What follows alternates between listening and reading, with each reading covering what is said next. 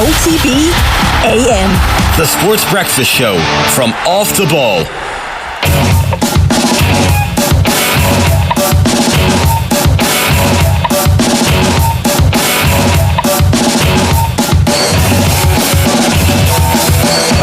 Good morning, very, very good morning to everyone out there. Big smiley head of me this morning. I was just saying, Monday the 3rd of July, and you're very welcome along to OTB AM, the Sports Breakfast Show from Off the Ball. We're here with you live until 10 AM as per usual this morning. Colin Boohig, good morning. Morning, Shane. Johnny Ward in the corner, good morning. Good morning, Shane. How are you? I wouldn't say I'm quite up to your levels of serotonin heights or I've whatever. got serotonin coursing through my veins, and it's not because I spent the weekend in the lovely County Sligo, but it's because of a certain match in Croke Park on Saturday evening. I was saying to you before, Colin, I literally don't think I've ever been as nervous watching a sporting event. I wasn't there, obviously, but hands were shaking, sweating profusely, could barely look. Normally I like a bit of jeopardy. I don't like someone to tell me, if the stream that you're watching, and I was watching on GA Go on my phone, usually it's a minute or two behind, maybe internet wise, depending on what's actually happening, and I knew that WhatsApp groups would start spoiling the result for me. So the penalties I was watching, I was like, I can't take this anymore. When it went into sudden death, I was like, I can't cope. So my girlfriend was beside me, she was texting her mum, and I actually said to her, look, I know I love Jeopardy, but if you get good news, just feckin' tell me, just say it. And was there any chat at all between you and future Mrs. Hannon? There was a small bit of chat, but she's manning too. She is, and she was nervous, and she was like, I might get the sea bass, it looks good, blah, blah, blah. And I was like, yeah, looks good. I was just, I couldn't concentrate. And they were coming over, what drink do you like? I'll have a pint of Guinness. I couldn't concentrate on normal life for I must have looked like a madman, because for 10 minutes I was in another realm, to be honest. Now you have to beat Dublin. I have to beat Dublin, the small task of Dublin in the semi-final.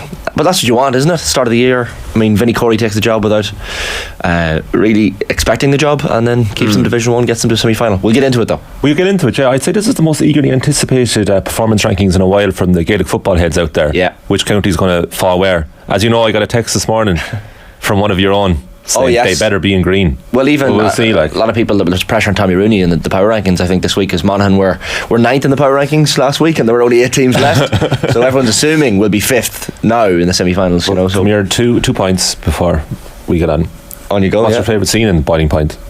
Colin, going in the kitchen. You know when he's going mad in the kitchen. So for spoiler out there for people, Colin's been trying to get me to watch the Boiling Point movie. Stephen Graham. Is it a one-shot movie? One-shot movie. If you ever worked in the service industry, you'll enjoy it. Sometimes every so often we talk about movies on Monday mornings, so stuff that you could watch. Boiling Point. Intense now. If you're in kind of a stressed mood, don't watch it. I suppose when would you not be in a stressed mood, and when would you want to watch something very intense and stress-inducing? Anyway, if you're in that type of mood, watch Boiling Point. See, it's like Uncut Gems. Have you seen Uncut Gems? Yeah, it is. Yeah. Very similar. I thoroughly did not enjoy that. Very similar tone. Right. Stephen Graham is phenomenal. Great actor. Everything he turns his hand to. He's just unbelievable. Funny, I remember watching a somewhat dark moment in my life. I watched The Machinist. I don't know if you've ever seen it. I've never seen that. Is that the one with it's like the worst movie Christian ever to Bale? watch. Yeah. And he loses loads of weight for He it. lost, he's a really method actor, but he wants to actually lose more weight, but he's so emaciated in this, it's unbelievable. It's literally like he's playing somebody who has been on hunger strike. Which is effectively his character, but it was one of the darkest movies I've ever seen, and really bleak soundtrack, and I was probably should have picked something a little bit more uplifting, but it doesn't matter to Shane anymore. I mean, after Monaghan, you could watch anything. I watched When Harry Met Sally there again recently. Oh, right. What a movie. Clint Eastwood.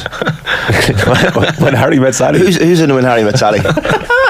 when Dirty Harry met Sally. Billy Crystal and Meg Ryan. It's a of course, yeah. Clint Eastwood with it. When Dirty Harry met Sally. That told. That's a remix there. Oh, it's great film. Yeah, quality. And it wasn't supposed to end the way it did. It's supposed to be the opposite. Yeah. It's 30 years later, but no spoilers anyway if you haven't seen it. What a film. That's the opposite now. It's Boiling Point. Right. Watch those back to back. Different kind of a speedball for movies. Okay. A bit of an upper, a bit of a downer. Let us know in the YouTube comments this morning what's your favourite movie, and also what did you think of the weekend? We've got a few comments coming in also. Happy St. Column's Day, says Kenny. That I don't know if that is just an honour to you, Colum, or if that's an actual day. Do we have a day? Maybe you have a day. Columns have Is a there day. a saint? There must be a saint. Maybe it's for Pascal. Gordon Darling says, up the kingdom from Tokyo. JP Wright, voice actor, congrats Kelly Harrington on winning gold in Poland. We might touch on that in the performance rankings. Monaghan and Armagh fans should be ashamed of themselves, brawling in Croke Park. Disgusting behaviour. Yeah, I saw a video. Hill 16, there's a bit of a scrap. Obviously it's a small minority, both sets of fans, but it appeared no love lost amongst a small grouping of both sets of supporters, so you don't want to see that, of course, happening at any single match. Oh yeah, say for Wimbledon starting. Wimbledon starts today. Oh, it's today? Yeah, today's Wimbledon very day. Exciting. So you feel like I would feel at the start of the World Snooker Championships today, essentially? This is a great day. I didn't see much of Queen's this year though, and Queen's usually a nice appetizer to the main course. Yeah. Didn't see much of it. Nick Kyrgios is not playing. He pulled out overnight. Right. Well, that's the sad news. He's only played one match all year. He's been riddled with injuries. That's the star power. And this is classic him, because he got the PR boost of Breakpoint, the Netflix series, on the back of the success of Drive to Survive. It's not nowhere near as good, but he's very, very much prominent in this series. And people are like, oh, who's this Kyrgios guy? And then of course, like, he's an incredibly nefarious off-court side to him. Yeah. And got into, like, he's in legal trouble at the moment, and like Netflix is going to sweep over it, being like, oh, he was accused of domestic abuse. But anyway, back to Kyrgios show. But Kyrgios, the player, is not going to play in Wimbledon, and obviously got to the final last year. Yeah. So a bit of a loss to the tournament for the actual tennis, still for the interest of tennis. But Alcaraz versus Djokovic and Swiatek against Sabalenka are the two matches. And they avoid each other till the final. Yeah, like you're talking one versus two. Right. So that's what to look forward to. Anyway, it's Wimbledon and people watch Wimbledon. Exactly, yeah. There's strawberries and cream at home, for sure. So we've got Field of Dreams, lads, classic movie, says Richard Media. Yeah, plenty of comments coming in. Edward Freeman says, Nathan was laughing at Galway not being in the quarterfinals this weekend. It's fair to say Mayo never turned up this weekend either. Yeah, and that's something we'll touch on as well, that I think the teams that had the 2-week break certainly benefited from it. Monaghan were the only one of the 1 week interim period teams that managed to qualify. So we'll get into it at 7:36 a.m. on this Monday morning's OTB AM, the sports breakfast show from Off the Ball. It's time for the performance rankings. You know, that wasn't an All-Ireland winning performance. Probably should have won the game based on their second half performance. Is it acceptable to say it was the performance so far of the World Cup? Maybe not. OTB AM's performance rankings. I'm scratching my head. The performances was just lacked that intensity. Johnny Ward, we're going to start in the red this morning, and I think we're going to start with a couple of the performances that didn't go so well. Wow, look at those. Mayo fans and Tyrone fans, look away now. Yeah, we heard Roy Keane there. Obviously, he still. I don't know what it is. Vincent Hogan was on here recently saying that he never got the fascination of Roy Keane, but when he was shown in the crowd at the Cork game, there's still a draw. I don't know what it is. When he smiles, it makes you smile. I don't know. It's something. There's something. He just has it. Anyway, two teams that didn't have it. Now, I didn't do the performance rankings, and I'm going to sort of go on the other side a little bit on this, particularly in the sense of Tyrone. I think Tyrone came up against a phenomenal performance from Kerry, particularly defensively. And I think if you're going to bemoan teams who, when Tyrone beat Kerry a couple of years ago, it was a completely different game, and Kerry would have learned from that. But if Tyrone had played a very defensive style of football in this game, I think they would have stayed in it a bit longer. But they sort of trusted their defenders against Kerry to kind of manage them better. And to be fair, David Clifford, I don't think he scored from play until about an hour in, at which point the game was over, and he'd done plenty around the periphery of the game. I don't know what you thought, Shane. I thought the defensive performance of Kerry, and I think Peter Canavan showed it quite well in the Sunday game last night. When Tyrone got into any sort of a situation, the relentless kind of hunger of the Kerry backs to swarm around them, and there just wasn't an obvious outball on a lot of the time. So Tyrone ended up kind of going around the pitch. At the end of the first half, Hearts just had a pot shot because they'd basically run out of time, and they were trying to kill the clock because they knew it was coming up to half time. But I know they fell away in the second half, but I think if you look at some of Kerry's kind of scoring as well, David Clifford obviously got 5, but only 1 from play. Sean O'Shea won 5. Dermot O'Connor was phenomenal, and you're actually wondering, do they have the legs now in midfield maybe that they wouldn't have had obviously with David Moore, who'd be more old school. I thought Kerry were phenomenal, I really did, and I was just thinking, Jesus, they're definitely going to win the All-Ireland until I saw Dublin. But it's literally, I'd be gobsmacked if it wasn't the two of them in the final. I thought Kerry, and it was almost this feeling like the championship's been a bit weird in the sense of when are you trying to peak here? When, you know, there's a lot of, and I'm kind of maybe a little bit worried about Limerick next week against Galway, because our Limerick just been taking the piss a bit, because on the basis of Kerry's performance yesterday, they were literally getting ready for 2 or 3 games. I thought Kerry were phenomenal. So on that kind of note, I am, I'd give Tyrone an out. Mayo probably just looked very, very tired, and the concession of the goal was an absolute killer. It was the same for Cork. The concession of the goal, it's such a bad goal to give away. There's no coming back. In Gaelic football, I know they came back from 6 points down against Dublin in that memorable semi-final, but like when that goal went in, and the bench that Dublin have, I know mentally Mayo's heads kind of went down, but I think that was understandable. But it's very, very disappointing. Mayo have gone from a team that like never lost comprehensively at any stage in the championship to 2 really, really meek exits in the last couple of years. That would worry me a bit, and it also makes me wonder about Galway, because we obviously lost at home to Mayo, and Mayo were out of their depth yesterday in the second half. Yeah, I mean, the Tyrone Kerry had all the makings of a classic in the first 20 minutes. Yeah. You know, Rory Canavan equalised at a beautiful point, like dropped Canavan the shoulder brothers over. got great scores. Yeah. And that's 6 points each. 50 minutes before half time. Game on. And then you're thinking the exact same thing with Dublin Mayo. It was tit for tat for the first half. It was like, this is going to be a classic, thank God, because we need a classic. And there's a comment in here this morning, like, after all the excitement of the build up to the quarterfinals, is Gaelic football still in a bad place? Is it poor to watch? And like, you have to say, look, highly anticipated. All 4 games were kind of intriguing in their own right. Yeah.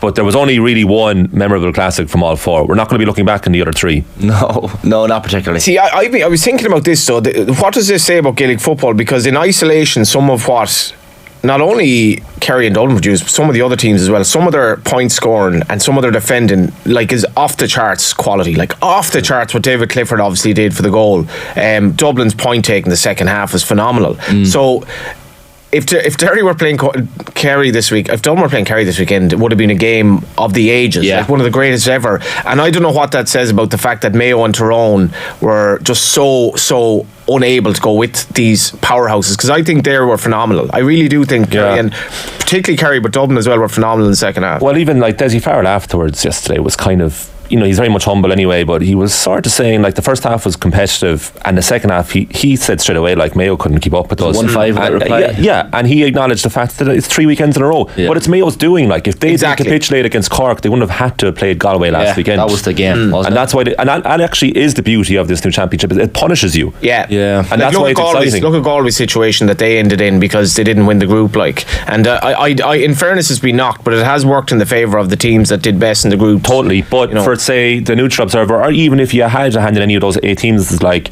if there was just a weekend off between these quarterfinals, would they have been closer matches? Especially the second half of the 2 bigger games. Look, everyone expects Dublin and Kerry to play each other in the final. I think Dublin are 6-point favourites with the bookies against Monaghan in the semi-final, and I know Kerry are 3-point favourites over Derry as things currently stand. So you expect to see it. Look, Derry and Monaghan will hope to have a say in those semi-finals and maybe cause a shock. But I think I said on the quick picks last week, and I was getting a lot of messages from Kerry supporters that you ruled them out, and Anthony Moyles, I'm sure, was getting a few messages as well from Kerry fans. But I just felt Tyrone were coming good, but I have to say Kerry just, well, it was hard to really analyse Kerry or Dublin so far, because neither have had a challenge, and they have to go all this way, this deep into the championship to actually have their first challenge, and all they were challenged for was half an hour. 35, maybe 40 minutes at best. And then Dublin's third quarter against Mayo replicated the such a third 2019 one as well. And brilliant. Pascal's performance, right? So if you bring him in and then you look at what their bench is, that must bench is a joke. It's extremely demoralising. Kenny, Small, McCaffrey.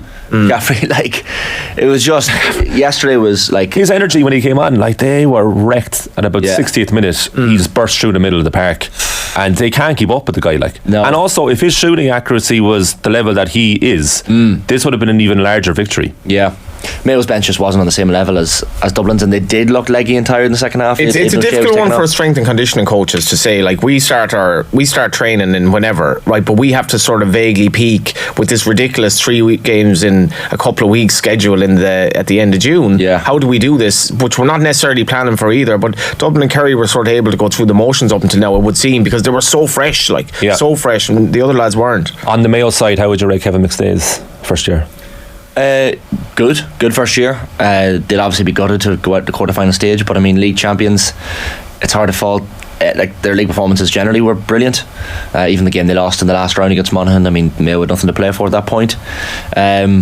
Kind of championship, obviously disappointing to lose that day against Roscommon, but I thought it was probably going to benefit them having that, whatever it was, 6-7 weeks of a break to prepare for the All-Ireland preliminary group stage, whatever you want to call it. But they'll certainly be disappointed looking back at that Cork game, 6-point lead, to kind of throw that away the way they did. And then I think that was the downfall, as you said.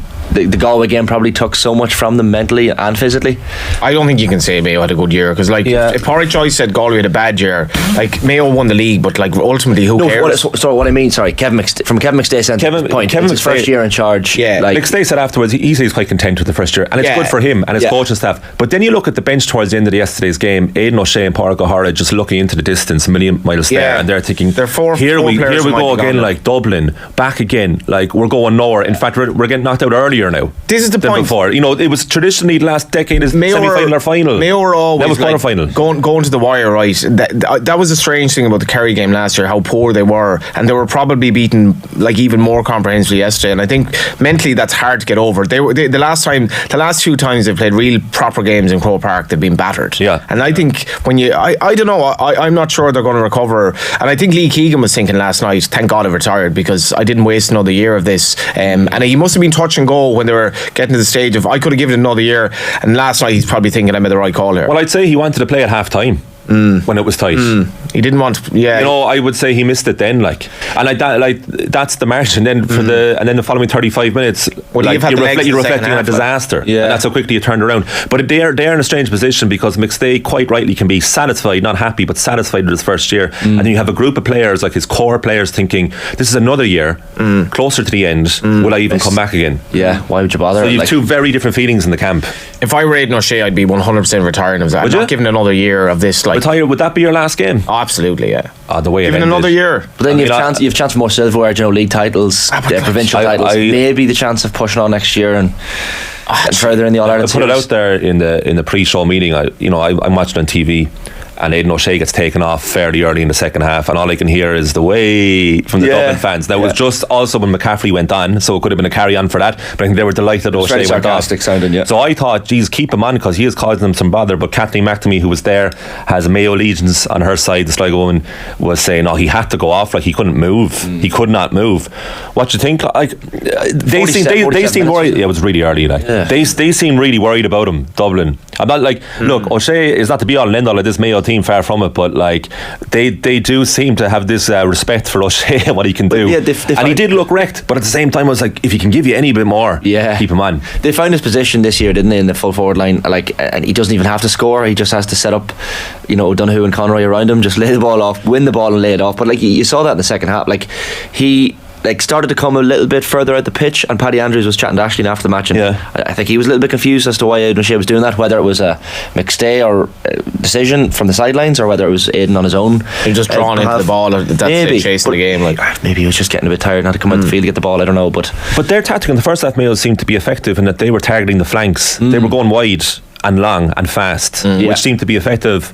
Whereas in other years they've gone down the middle, and the turnover of the ball is off the charts. Like Dublin are just so much better at it than Mayo. Yeah, like McStay, look, he targeted areas that they need to improve out from the second or next year, like kick outs, for example. Like, he said yesterday, you know what I mean? After the match, the pressure Dublin put on Mayo's kick-outs. He said they're just not good enough to do that yet. Like, and Mayo's kick-outs, even against Galway, where there wasn't much pressure, but the wind, I suppose, was factoring. And then if you're O'Shea or O'Hara, whoever, any of the veterans actually in that side, O'Connor when he started and came on, it's like you're so sick of hearing this. Like McStay is like, we have room to improve, like we need to improve in this area and that area, and it was like, we've been here for effing years. They're getting further away, like they're actually getting further away than they were possibly. But you look at the score lines that those two. So we have Mayo and Tyrone in the red, but Mayo concede 2-17. Tyrone against Kerry concede 2-18. Those are, you cannot do that in Croke Park and All Ireland quarter final. Paddy Tally, you mentioned Kerry's defence. Ironically, a Tyrone man that probably masterminded that Kerry defensive. They out Tyrone in some ways. But like this is going to be fascinating now. With all due respect, whatever happens in semi final, how the two big teams prepare for the other. And I'm not preempting the result here, but if it happens, because for a coach to deal with how Kerry defended yesterday, and they're going to put hours into this, but God help them, like, seriously, it was phenomenally aggressive. And then when you have players, if Kerry were to leave 4 lads up front and practically put everyone else, they've so much quality going forward. The legs they have as well, like, I thought their midfield was so good. Kerry midfield, and it was, considering everyone was like Kennedy and Patrick are going to dominate there. It wasn't the case at all. And when you think, Clifford scored once from play. Now, he did one of the most. We'll have to talk about the moment of genius. I will get to that. Yeah. I think Clifford. I've rarely heard him interviewed, but I thought he summed it up brilliantly. But he was on the periphery of the game, and they absolutely hammered them. So I'd really not fancy having to deal with how to tactically match up with Kerry going forward in this championship. Yeah, let's not fret. We're moving on from that element of the Gaelic football, but we're going to come back to it. The performance rankings. There's plenty more, but also in the red, Johnny, the ladies' GAA after the weekend protests continuing. Yeah, and I've sort of listened to Shane Keegan on the papers roundup yesterday. It's a very complex situation in terms of the schedule that exists at all levels, and you've Cork games clashing at the weekend as well, and the GAA saying they can't do anything about that. I know from my sister playing at club level in Galway, I know there was a feeling there that they're second class citizens, really, and with due respect, that's not actually that surprising, in the sense that historically the men have dominated sport in Ireland, full stop. And I think the progress that has been made in GAA is phenomenal. I mean, where you get the crowds at these finals now is incredible, the participation is incredible, but I don't know, it's going to be a long road. I don't know what you think, Colm.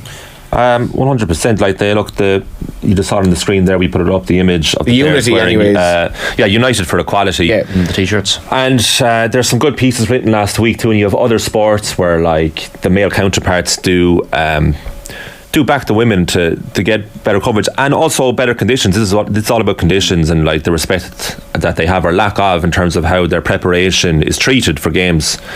And it does seem like there's a massive disparity. Like, look at even the tone of our performance rankings this morning. Like, we're talking excitedly about the men's game. Yeah. And then we built it up, like, to death. Like, and here we are again reviewing it, and we probably will talk about it. And we'll talk about it for the first half of this week until the hurling takes over. And what we're talking about is all on the pitch stuff.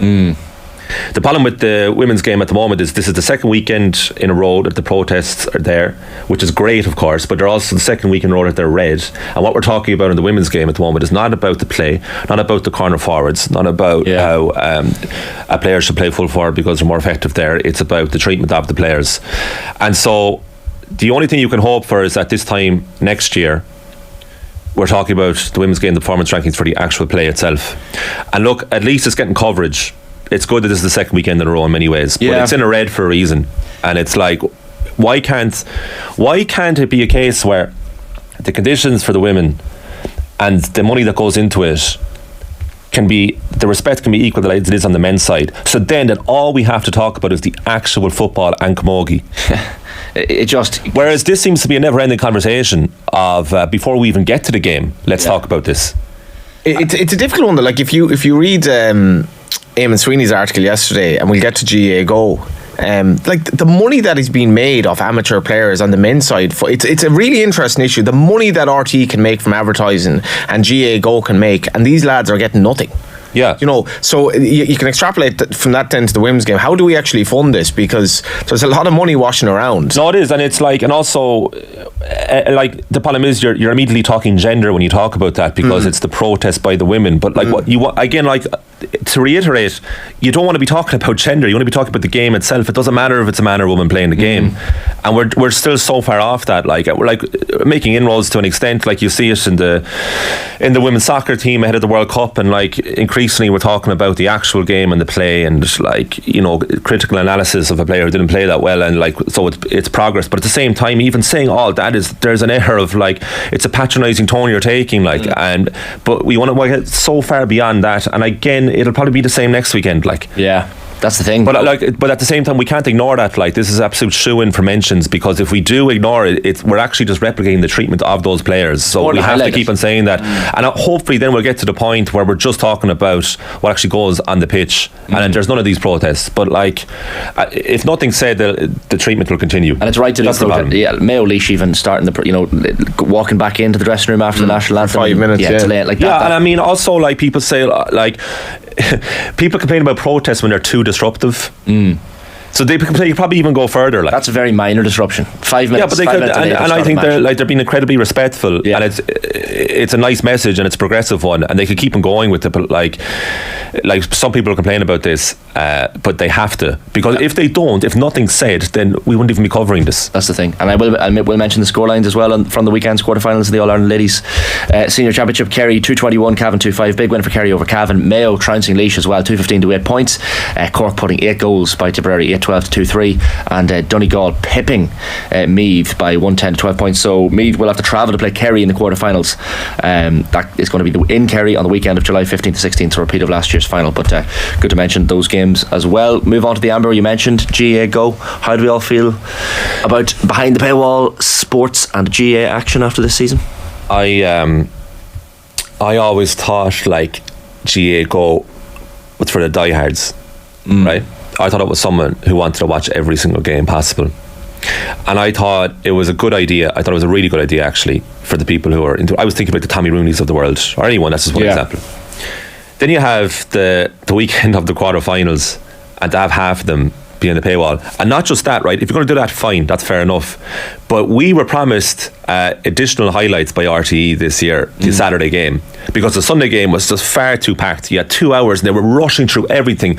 It was an absolute mess of a show. You come in, and because they pay these analysts to come on the show, they were like, we're going to have to justify this payment, and so they're going to have to talk about the show, or about the match at length. So you show about 4.5 minutes of the match, 10.5 minutes of analysis. Back after the break with the next match, it's like, oh my god, this is so tiring to watch this. So you're flaking through all the games, you're not analysing any of them properly. So what's the solution? Okay, an additional highlights programme. Brilliant. That Saturday game, excellent. We'll watch that. Have it recorded if you're out Saturday night, go watch it Sunday morning. They have the 2 quarterfinals on Saturday on GAA Go, and there's no Saturday game. So there's a huge cohort of people in the country who are huge GAA fans who probably didn't see a bit of action, other than maybe the odd, like the David Clifford viral moment now with the pass. But so many people didn't see either of those games on Saturday.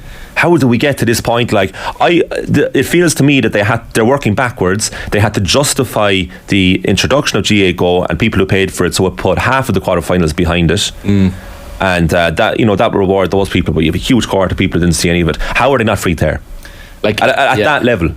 When you see a Kerry Tyrone game, I know obviously it was one-sided in the end, but that rivalry to be behind a paywall, and even it was when the Rian O'Neill point went over in the Armagh Monaghan match, and Armagh had essentially all but won the game, and then McManus does what he does. Like, I was thinking, for that little exchange, I was like, it's such a pity this is not on terrestrial television for just neutrals to see. I know a lot of neutrals will have watched it on GAA. No, and like Sky Sports was the alternative option the last few years, and people always say, like, look, like all these games weren't on free to air all the time, like, but when you're getting to this stage of the championship, like, you have to show the games to the majority of the country. And even then, if you can't show it on RT1 or RT2, use RT News Now, or use another channel that you have available. But it's crazy if you sit back and think, like, geez, have we planned so much here that we're actually hurting ourselves here? Because GAA Go was a great idea at the start of the year, and I thought it was great in the very early rounds when there's like, was it Sligo New York, I think, was on it, and I was like, that's perfect for it, like, if you want to watch that, because there's going to be a cohort of people who want to watch that. But then you get to the point where you're like, you want to show the game to as many people as possible. So we're also put the condensed season in Amber as well.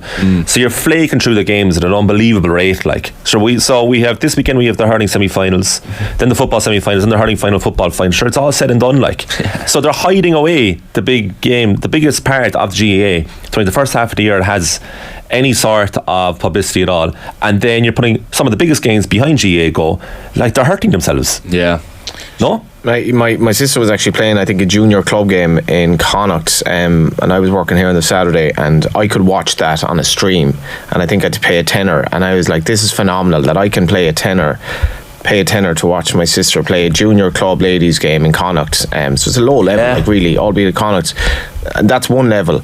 But to have a situation where, like, say my father now, and I don't mean to, like, the old people of Ireland, Flann O'Brien stuff here, but my father, our 4G where we live in Galway is awful, really, really bad. Right. So I paid for the Galway Derry game to watch, for him to watch in the laptop at home. Galway Tyrone, rather. Sorry, yeah. In the group stages, and it was really, really poor quality. But then to go to a situation where, and I'm with you, Colin, like earlier on in the season, to be shown games like kind of peripheral games that you wouldn't want to see is a good thing. And not every game should be live. But when you have a situation where the likes of TG Carr is shown literally every club game under the sun and every league game under the sun, and it's blanket free to air GA all year, and you don't have the 2 quarter-finals on the Saturday shown, I thought that was absolutely bizarre. It was like both games behind a paywall in the All-Ireland quarter-finals, and like this is a sport that let's be honest, I think Gaelic football can't take its kind of position in the Irish narrative for granted, because there's a lot of negativity around Gaelic football from diehard people that I talk to. And then putting games like, so the Clifford piece of skill was behind a paywall. I real misgivings about that, I have to say. Yeah, it leaves a strange taste in the mouth. And look, from a commercial business perspective, I know it's profit making as well, so I understand that, you know, putting Kerry, Tyrone or Armagh Monaghan behind a paywall versus Sligo, New York or whatever is going to make more money, €12 pop. I get that, but it's just such a shame. And look, this is, I'll reiterate, I said it on Friday as well, the actual coverage on GA Go is amazing. Like to do with GA Go, exactly. And I was watching Armagh Monaghan on GA Go, and like there was analysis they were doing of Sean Jones's black card, and it was brilliant. Like Aaron Kernan and Paddy Andrews were having a back and forth. They were agreeing with each other, but it was just, the analysis is class, and the coverage is class. Johnny, that's a very good point as well. The broadband issue leads to a lot of people not being able to stream it. It'd be impossible for my father to watch that game in our house, basically. Yeah. It's not possible. That's the thing. So look, I think it deservedly is in the amber. Like, but how was there not the Saturday game highlights? That as well. That, like, if that happens, fine. Yeah, at least see the highlights. And look, I get on this weekend there was only 4 games, so I guess on the Sunday game they had a bit of time to get into. But on Saturday, but then in the Sunday game, so it's still 2 hours. Yeah, still trying to get through everything. Yeah, so just split it up. Yeah, there's such a gap. In fact, it would be better, like, because you could actually then take your time analysing the game properly. So then you show enough, because there's only 2 games, so you show enough of the game. Yeah, and then you can analyse it properly with people invested in it, and then do the same on Sunday night. And it's a shorter show. It's more palatable for people. It was a no-brainer, like. Yeah, no, I agree. So I think let us know in your comments what you make of the whole GA Go, the 2 games on Saturday being behind the paywall. We'll get into the green, lads, and I think deservedly. This is a random one. I was tweeting this yesterday. It just struck me when I was watching the end of the Dublin Mayo game. So the 4 All-Ireland minor semi-finalists this season were Kerry, Monaghan, Derry and Dublin, and it's going to be Monaghan Derry final next weekend. And then the senior semi-finalists are Kerry, Monaghan, Derry, Dublin. I think that 2014 was the last time that happened. That's 1 billion to 1, really. So it's mad, isn't it? Yeah. To have the same 4 semi-finalists in minor and senior. The group were just pulling away from the rest, Johnny. I think that's what Monaghan are lumping themselves into that little group. But all 4, we've touched on Kerry and Dublin as well, of course, but Monaghan and Derry will of course go into their semi-finals as underdogs, big underdogs for some people, but that's just the way they like it. Derry were so poor in their semi-final against Galway last season that they will feel like they need a statement, and I think Kieran Meano was asked about it yesterday, and I think he felt there was a little bit of disrespect, you know, Derry maybe not getting some big wins in Croke Park.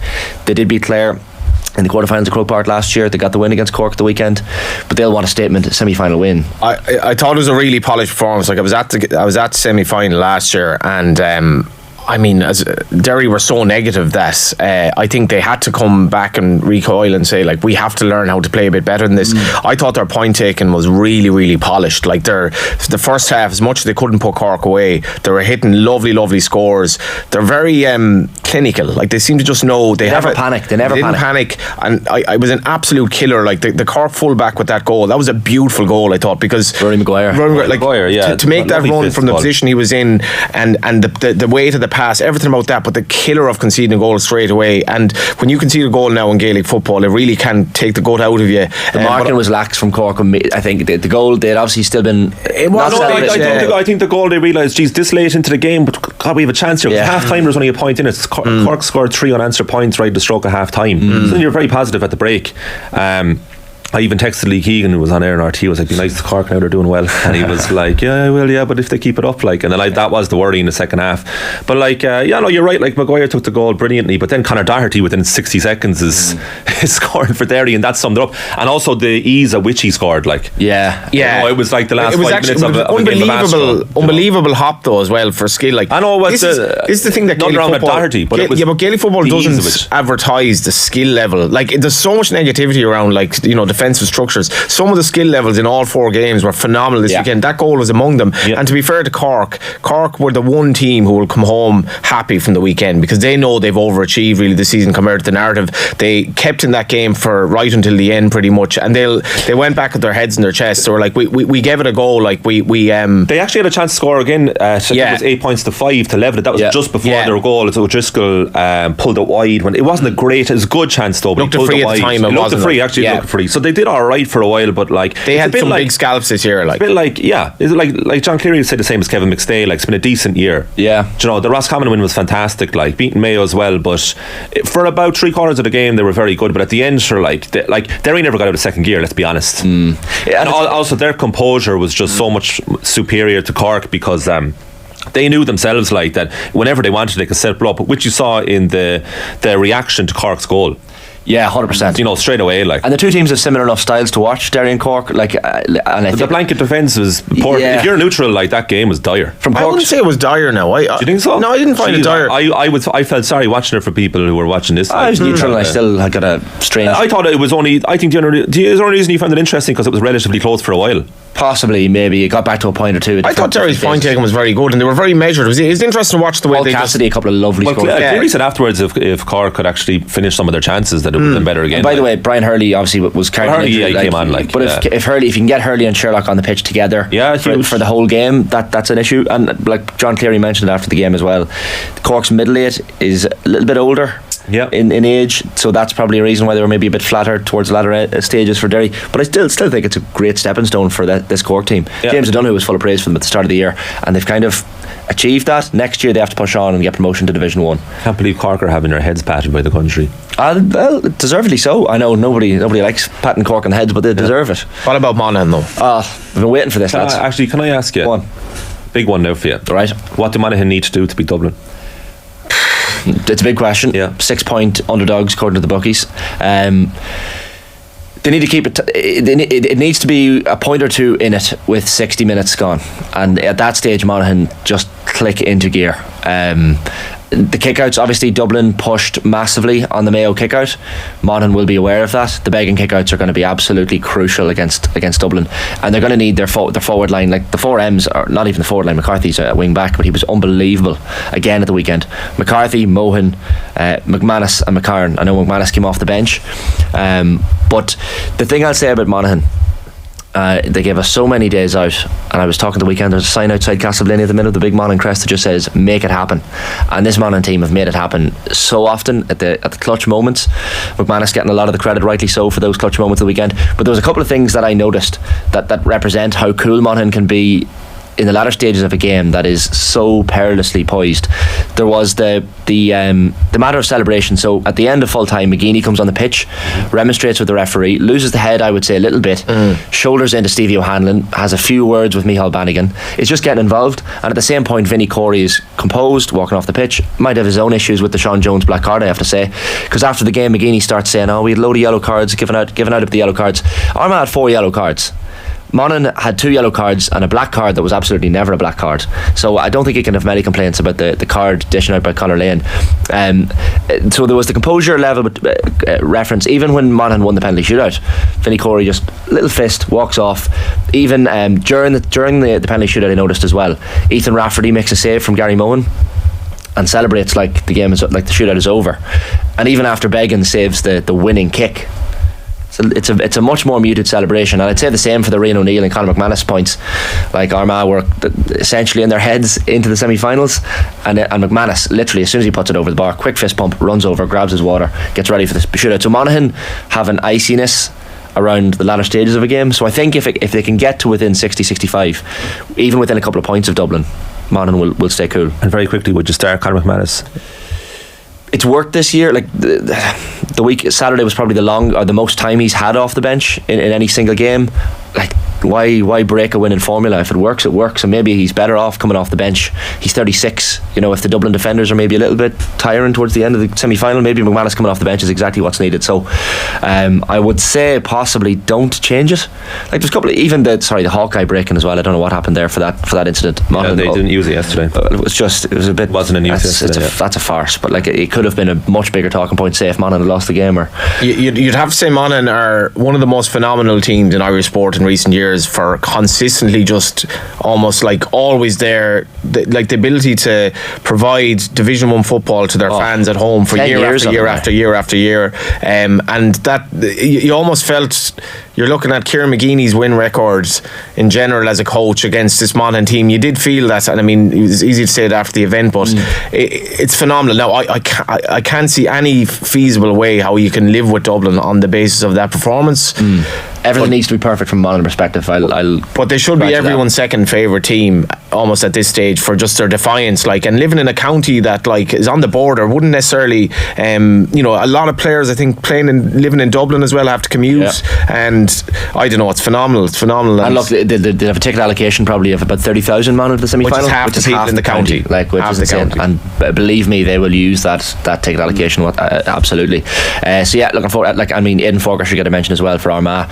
McGeeney, I don't know what McGeeney does from here. Is that the last we've seen of Kieran McGeeney as the Armagh manager? Possibly. No Ulster titles to his name as Armagh manager, and again a quarter-final exit on penalties, 3 penalty shootout exits in 12 months is. Anthony Moyles has plenty to say in it on the penalties. We'll get to Anthony Moyles shortly. The final green we'll just mention before we finish up, lads, very briefly, is the boxing. The European Games, some really, really excellent results from an Irish perspective, Johnny, at the weekend. Yeah, Aoife O'Rourke, who's she'd be from Castlereagh, down the road actually from where I'm from, and for her birthday as well, she took on Michelle from France, and she spoke afterwards of the just the style of the game and the way that her coaches coached her through it. But Kelly Harrington as well, it was a phenomenal weekend for Irish boxing. I think 5 medals in all as well, yeah, Amy Wall, first Irish kickboxer to win a gold, and talk about punching above their weight in terms of boxing, particularly the women boxers. And she's what a birthday present. And I think her smile afterwards, I'm not much into boxing, but it was interesting reading about Aoife. Her smile afterwards is worth $1 million. Yeah, it was class. Only France won more medals than Ireland at the weekend. Oh, really? 5 medals in total, 1 bronze, 1 silver, 2 to go with those 3 golds. So look, Irish boxing and combat sport has never been in doubt in terms of the quality, but great to see it rejuvenated again, and also everyone reminded over the weekend, and then a year out from the Olympics. Not bad. Yeah, Michaela Walsh with the bronze, and I'd say, I'm speculating here, but I think the coaching levels at Irish boxing at the moment must be very, very good, because Zora Antia is a legend. He arrived in Ireland 20 years ago. Look what he's done. What a story. And they all speak so incredibly highly of him, and he's so publicity shy that you're never going to hear from him, which adds to the mystique. Yeah, exactly. So 13 days of competition in Poland, 121 Irish athletes competing across 17 sports, and the Team Ireland medal tally, as the lads were saying there, is 13, 5 in boxing, 5 in kickboxing, and 1 each in athletics, rugby and taekwondo. So from an Irish perspective, that's brilliant. 8:12 AM on this Monday morning's OTB AM, the Sports Breakfast 42 show. minutes in already. 41 of them about Monaghan. To be honest, I bit my tongue on Monaghan there for a while. You had more opportunity here. Exactly, I did very well. Braeburn Coffee, should mention, is the official coffee partner of OTB. Braeburn Coffee coming to an Applegreen near you. New Braeburn locations are popping up every month, so visit applegreenstores.com/Braeburn to find your nearest Braeburn Coffee experience. After the break, as we said, Anthony Moyles reflecting further on the weekend's All-Ireland Senior Football quarter-finals. First though, more Monaghan. Vinny Corey on Monaghan's dramatic win. Back in a sec.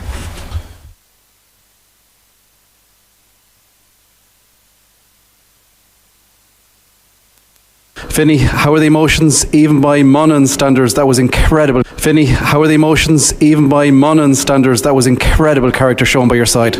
It was, and full credit to the boys. We knew coming down here today that this was a 50-50 game. We've played Armagh right a few times over the years, and in fairness, Armagh would have known it was a 50-50 game as well, and it played out exactly like that. It was tit for tat. Nobody ever went any more than 2 points ahead. It was a point and then an equaliser, and then we'd go ahead and they'd equalise, and it was nip and tuck the whole way through, and that transferred on to the penalties as well, right into the depths of sudden death. But credit to our boys, that they've been doing that all year. They've been going to the well, they've been going right to the very end. They've been battling, and we did enough. We won a penalty shootout today to get into an All-Ireland semi-final, and it was enough for today. The consensus before the game was this is going to be very close, even and fair, and it was crazy. It literally was point back and forth. I'm not really sure I've seen that over 90 minutes before. Yeah, listen, it was intense, and when a game's like that, it comes down to maybe one decision, one error, fine margins, and I know we had the shot, and then Hawkeye wouldn't work, and you're thinking, will that be the one that costs you? So listen, it was nip and tuck, and it came down to penalties, and I feel for the young fella, Callum Comiskey. He's a good lad and a real good player too from Crossmaglen, and to miss the penalties, and it's a tough way for a young fella like that there to end the quarter final. OTB AM. Have you subscribed to the OTB Football Podcast? Half time, the first sentence that I said, like, if you have fear of failure, you will not succeed. You must have the guts to fail to succeed. I definitely think that I've felt the pressure here the last 2 weeks that I've honestly never ever felt in my life, the way it's been lingering on. Subscribe now to the OTB Football Podcast stream wherever you get your podcasts, and download the OTB Sports app. OTB AM. The Sports Breakfast Show from Off the Ball. Yeah, Monday mornings, OTB AM at 8:15. Thanks for joining us, as per usual. We're here until 10 o'clock on OTB AM, the Sports Breakfast Show from Off the Ball. Anthony Moyles, good morning, how are things? Morning, gents. How are we? Keeping well. We've had a lot of tweets. I've had a lot of tweets. I'm sure you've had a lot of tweets as well from support from the Kingdom. Because I predicted, a bit like yourself, Tyrone, that to show up at the weekend, and either they didn't show up or Kerry did show up, but we're both getting a lot of messages, I think, Anthony. Yeah, I got one or two, all right, Shane. I didn't realise the Kerry lads got so worked up over a measly old quarter final, but the funny thing is, I didn't get many messages last week after I said it, so the kind of after the fact messages, which is interesting. So what that tells me is that I think if they were being honest with themselves, they were equally as worried coming into the game. And I think that's true, but I was getting messages. Yeah, I was getting messages from all over, from Kerry lads. I even got a message from a lad here in Dunshaughlin who says to me, "You bollock, Milesy." He said, "Me and Owen," that's his son, Owen O'Connor. This is a lad, Bell O'Connor, gas man. He says, "Me and Owen have money on Tyrone on your OTB advice. No chips on the way home tonight," he said. So wasn't a happy man, poor old Bell. But it's I think, like, if you actually analyse the form which I looked at, Kerry weren't showing anything coming into the game. Had beaten a Loud, who were a beaten Dockers, struggled over Cork. Mayo obviously handed it to them in Fitzgerald Stadium. And whereas Tyrone were showing that they were starting to come good, they were showing that bit of bite and that intensity that they've had over, especially the year when they won the All-Ireland. We're showing obviously some serious prowess and ability up front. And loads of energy, and they had absolutely, it's just amazing to see that it completely flipped on its head. Like, they were just devoid of absolutely all of that, especially in the second half, but you could see loads of instances of it in the first half where they were really teetering on the edge. But was it down, Andy, to, like, Kerry's defence for me was absolutely phenomenal. Now, I was reflecting on this today. Like, I really fancied Mayo against Dublin. I thought, I wasn't sure what to make of Dublin. And when you think you get to this stage where 2 people, 3 people can call 2 games so badly wrong, where did this Kerry performance come from? Yeah, Johnny, I think, look, Kerry are always Kerry, okay? So they have that ability. They're not all Ireland champions for no reason. I just don't think they weren't showing a serious amount of intensity. I think they were being a little bit passive. I thought, when they played Mayo, obviously in Fitzgerald Stadium, Mayo had an ability where they pulled Morley left and right, and they left big gaps down that centre channel. I think the major flaw that Tyrone fell into was Tyrone didn't change it up. I thought McShane probably should have started. I think they needed a fulcrum. They needed a centre point. They needed someone right in on that full forward line to cause Morley to turn around and have to go back towards his goal. So that seems like a very small thing, but it's actually a big thing, because what can happen is you can put a hand pass in over his head, force him to turn around, and then you can feed runners like the Canavan young lads coming in left and right who've got that skill, ability, agility and speed to be able to move out away and get scores. But what happened was Kerry just filled the middle. They just filled the D. And Tyrone continuously tried to come around the corners. They brought every single attack down the centre. They had very, very little width. Very few scores from them came from outside, kind of left and right of the D. And ultimately, they were just nabbed every time, turned over, and of course that gave Kerry fuel and it gave them much more energy. And I think, Johnny, honestly, they looked completely leggy to me. And I'm not just saying that tiredness is an excuse. I think Kerry were by far the better team. But there's a point. I think there's a shot where McCurry has a free, and he has just missed one. And I think it's about 9-7. And absolutely no one is showing for him. You can see him. He doesn't necessarily want to kick it. He's saying to himself, I've already missed one. The breeze is swirling around. This is a long kick for me. And you can see he's toe tapping and he's looking for someone to show. And the camera kind of zoomed out, and absolutely no Tyrone player was making an effort for him. Now that just says, again, it's a small thing, but it just kind of gives you a little kind of insight into how they were feeling, their energy, their I suppose their body language, and I think they resigned themselves to that very, very quickly. Now on the flip side, Kerry were fantastic. I think Kerry brought what they needed to bring. Kerry did the bullying last week, and everyone expected that Tyrone would do it. Well, Kerry did it, and a number of the Kerry lads who were questioned, like O'Connor and even probably Paddy Clifford a little bit. There was loads of lads getting into Tyrone faces. They were bringing the fight to Tyrone, and they were saying to them, "Listen, we're not going back today." So that's a good thing to see from a Kerry perspective, because then they can mix both. And I thought Morley was fantastic. Morley is a really, really class player, very intelligent fella on the pitch. And you can just see how he organises things, and as I say, Tyrone fell into the trap of not trying to get him out of there, and they paid the price for that. There was the accuracy from Seanie O'Shea as well. Did he kick 1-5 possibly in the game overall? Like, finished that goal at the end of that unbelievable David Clifford over the shoulder sideline pass. I don't know how he did it. I'm going to just put this forward, right? I think the David Clifford thing is at once kind of, it's part genius and it's part complete pot luck, because David Clifford, I don't know if you listen, Anthony, he sums this up so brilliantly after the game. He's like, there are two lads going to absolutely barrel me over the sideline. I literally had one option, kick it before it goes out. And he has that bit of awareness. Now I think only David Clifford could actually do this, but at the same time I'm thinking it was kind of one of these things that looked almost better than it was, and the frightening thing is he was on the periphery of the game. Like he wasn't even, he just kind of half turned up. He didn't need to. Yeah, well, he was. When I saw the pass going down to him from, I think Paddy kicks it to him, I was like, oh, Jesus. Hospital pass. Because I think Hansey and there was definitely two of them there coming for him. And like there was nowhere else to go, bar he was getting murdered. So if he'd caught the ball, he would have been absolutely crucified. There's no doubt about it. And those two lads would have taken their opportunity, which was rightly so. But yeah, the skill was. But still, Johnny, it's. If I tried to do something like that, I'd probably end up in row C in the Hogan, because I'd trip over myself and nearly kill myself, whereas he still has the dexterity and the ability to do it. And as you say, the awareness to know. He probably just had a quick look behind him. Well, I was thinking, Anthony, like, I know he was supposed to be very good at soccer, like when he was younger, and the first thing that came into my head when I saw that was, Jesus, that's like a pass you'd play in midfield in soccer. Like, it was that good. It was a complete soccer pass, like.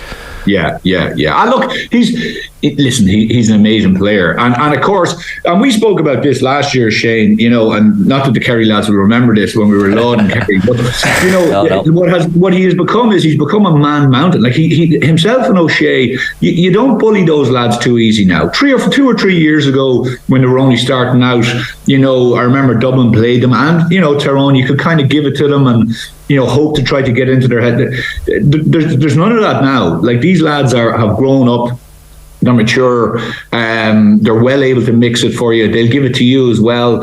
And I know I'm talking about, but that does matter in quarterfinals and semi-finals. It's an attitudinal thing as much as anything else. It's what you're willing to bring to the party, the skill and all those different things. But it's that intensity. It's that willingness to go down on balls where you probably shouldn't go down, 50-50s or 60-40s against you. And Kerry brought that. And I think Tyrone were slightly, I wouldn't say shocked by it, but I think it's amazing. Even though it was close enough in the first half on the scoreboard, I think if you actually go back and analyse that first half, you'd say Tyrone got some pretty good individual scores, whereas Kerry were literally just toying with them a little bit. And you know what? I remember I sent a message out. I just said this could end up a hiding here if Tyrone don't get the finger out, and it could have been even worse for them. The Tally situation that you mentioned, he's obviously a great reputation, but I don't know, Anthony, are you slightly downplaying how 99 out of 100 this Kerry defensive performance was? Look, I don't like the thing, Johnny, is I know I'm stuttering here, but Gavin White, unbelievable player. I think he's been hampered a bit by injury early on in the season. So that's the first time I've seen him this year where he was getting back to his best of last year. O'Sullivan, if you look what they did as well, and the management have to get a lot of credit for this. They picked certain Tyrone fellas out and they said, I tell you what we're going to do, we're not going to let these lads dictate to us. So Matty Donnelly is usually a bit of a quarterback for Tyrone. He usually likes to sit in the pocket behind midfield and spray balls left and right. Matty Donnelly spent, I'd say, whatever amount of time he was on the pitch, I think he was hauled off about 55 or 60 minutes, but he spent that 60 minutes chasing O'Sullivan back towards his own goal. So all he was doing was running back. If you watch McCurry, the amount of times McCurry ended up sprinting back towards his own goal. So what that does is it says, listen, we're going to take you all the way down here and you're going to have to come all the way back up to get a score. So the Kerry full back line and half back line deserve a massive amount of credit, because not only, Johnny, it's very, very difficult. When you're set in that defensive position and how energy sapping it can be to be moving across left, right, covering off runs, everything else, to then be able to go and be able to support a player as soon as you get the ball, that's a difficult thing to do. And it's a very, very energy sapping thing to do. And then to have the wherewithal when you get up there to kick scores as they did, that I thought. So not only from a defensive point of view were they excellent, but from an offensive point of view, that when they turned the ball over, by Jesus, they got up in support. And ultimately, I know we'll talk about Monaghan and we'll talk about Mayo, but that is where the modern game is at the moment. It's the ability of those defenders to join the attack at speed and add all the plus ones, because your forwards are generally looked after up top, but these guys actually bring the extra width and the extra kind of vigour in attack. Yeah, and I think we'd rightly pointed out that Kennedy and Kilpatrick were two of the best midfielders in the country, and certainly one of, if not the best, midfield partnerships in the country. So I guess the expectation was that they would dominate that midfield, and we should say that Jeremy O'Connor and Jack Barry were both supreme. So that's one area of the pitch, I guess, Anthony, that we weren't expecting Kerry to dominate, but they did. Well, Shane, there was question marks over them, and I think rightly so. I think if you sat down Dermot O'Connor and Barry and said to them, how pre the game, how's your season going? I don't think they'd be very, very happy with it. You can only analyse what's in front of you. You can say, oh, I wish and blah blah blah, maybe, but if you're going on quality, what you've seen in the last number of matches, that's where they were. The midfield was poor. They were lacking intensity. They were lacking aggression. They weren't really joining the attack very, very well. They seemed slow and dithering on the ball. But I worried for them a bit against Kennedy and Kilpatrick, because those two guys were bringing a massive amount of energy into it, switching between full forward and midfield, joining the attack well. But they just cleaned them out. They cleaned them out, absolutely. And I felt sorry for Tyrone were doing a lot of these. If you look at the previous game against Donegal, where they would come into the line, as an attacking force, there was 3 or 4 options always off the shoulder. They were coming at different angles. Whereas last weekend it was always just one player coming out of an angle. And of course, Tyrone had set the trap and just bang, they were turning the ball over repeatedly, as I said already. Those two guys were brilliant, really, really good. The big question for them is, though, will they be able to repeat it? Because the next challenge, that midfield isn't too handy either now. Yeah, Conor Glass and Brendan Rodgers up next for the Kerry lads. So they've probably had that Kerry midfield will have to have played the two best midfield pairings in the country in 2 games in a row in the Tyrone and Derry midfield partnership. So that'll be a fascinating one. It's just Derry are going to just approach the game so differently. Because I mean, you think so? There has to be a little bit of, you have to be a little bit frightened looking at that Kerry performance, considering like Clifford was in for a goal that was sort of pulled back for a free when the advantage could have been played. Nearly scored a goal at the end. So even though he was on the periphery, I thought he still was excellent. If you're Derry, what do you do? Like, I mean, and Derry are a really, really well coached team, I think, Andy. Well, if you look at their game, and I know I heard you boys shouting, like the one thing you would talk about that game, if you're just trying to sum it up in one word against Cork, was control. So Derry control you. What they essentially do is they are one of the best teams that as soon as they want, it's like having a balloon. They can take air out of the balloon when they want, and then they can pump the air back in when they choose to. They can burst it if they want as well. So, you know, if you watch the game and you watch the ebb and flow, and I know people were giving out, but that they don't care whether supporters like what they're doing or not. Like, I mean, they're there to win games, and they're there to win the All Ireland. And what they do is they control the game continuously from minute 1 to minute 70 odd. And their whole idea is that if you get a run on us, we'll just take control back of the game. They very rarely get into an arm wrestle. Very rarely. It's usually done on their terms.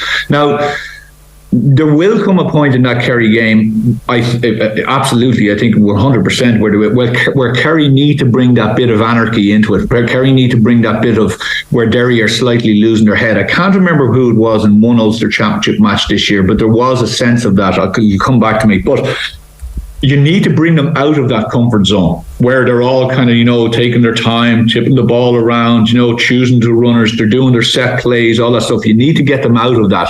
And that, I think, really is the only way to beat them. Now, how do you do that? Well, I think what you do is you certainly repeat what you had previously, as in this week, from a Kerry perspective. So you bring that intensity, you bring that tackling, you bring all of that. But I think you nearly have to bring the game to them. You have to squeeze up on Derry, and you have to force Derry out of that comfort zone, as I said. If you give them the ball and let them dictate and try to counterattack them, they're well used to that. You know, so I think you really have to change things around again, and it's going to be a fascinating game, by the way, because Derry. For me, you know, I know people were saying, "Oh, Cork were well in that game," and they were, and I think Cork have improved massively.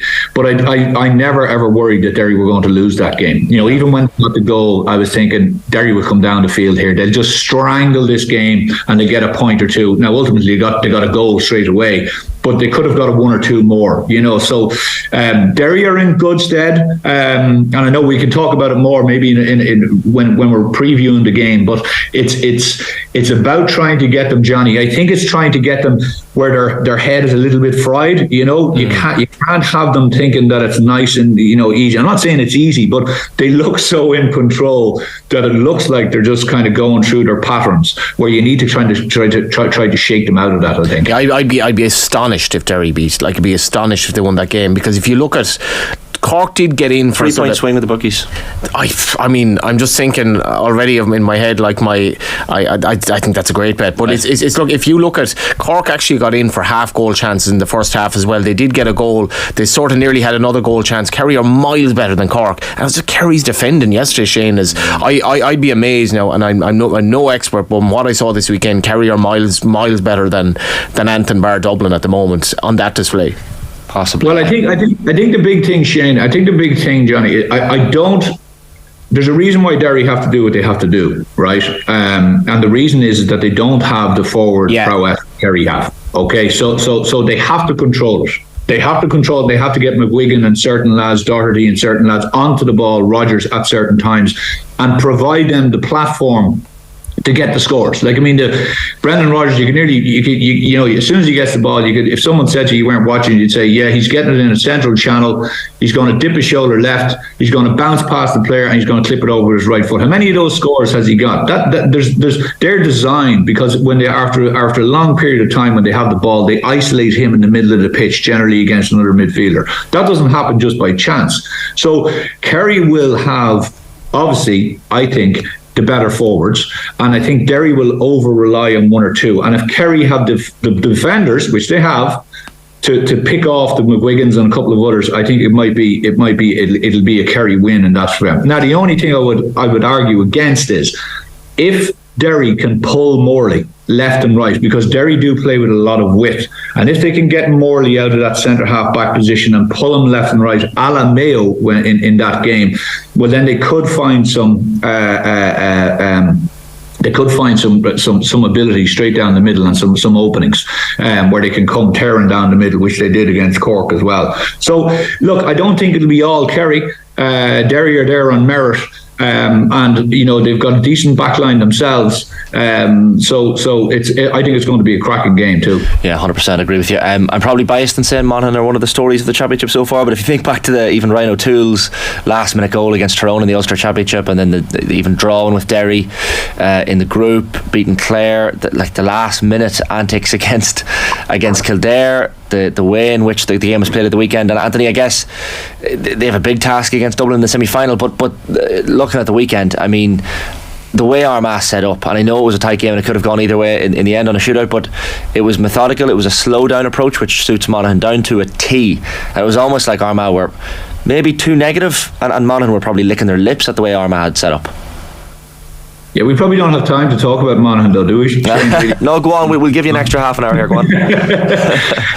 Do you know what? I played against Vinny Curry, and the one thing I've noticed and the one thing I realised, well, there was plenty of fellas in that Monaghan team we used to battle against a lot, because we used to meet them in league and championship.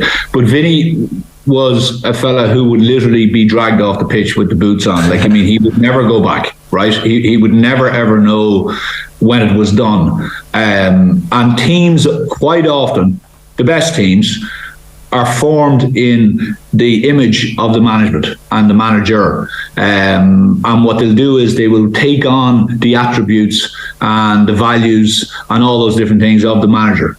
And I see that in Monaghan absolutely with this thing. They are resilient to the end. They have no lack of cojones. Jesus, some of the stuff they did.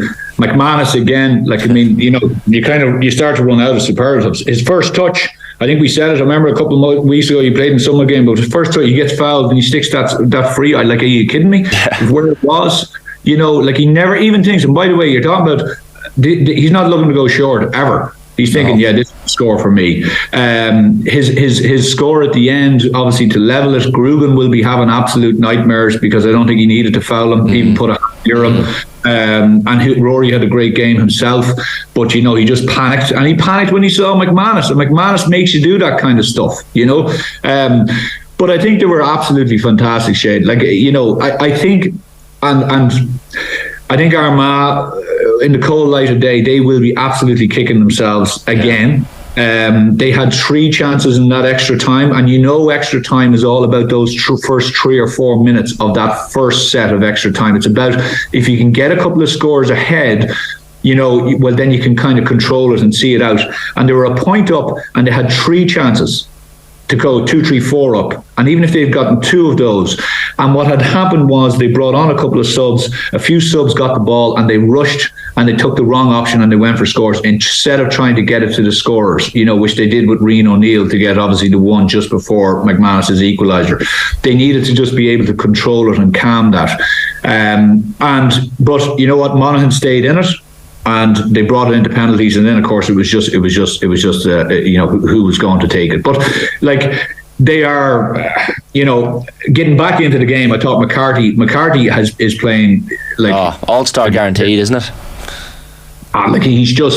He is absolutely but again, it goes back to what we were saying, Johnny, about this. Your 5 and your 7 are so important. Carl O'Connell and him are so important for that Mayo team. They bring absolutely everything to that Mayo team. And what happens is Monaghan team. From a defensive point of view, what happens is you're squared off against your forwards and everything else, and you're trying to close off the space. And next thing, this guy comes out of nowhere where there is space at pace, and he gets slipped the ball and he steps inside, and it's very, very difficult to mark because you now have to rush out towards him, because if you leave him, he's just going to stick it over the bar, which they do. So it causes mayhem, and Monaghan have really done that. If you think of McCarthy at the start of the championship, I think he started 11 in one of the games, and he went straight back in half back. I think that was one of the first rounds, Shane, and then they were being well bet.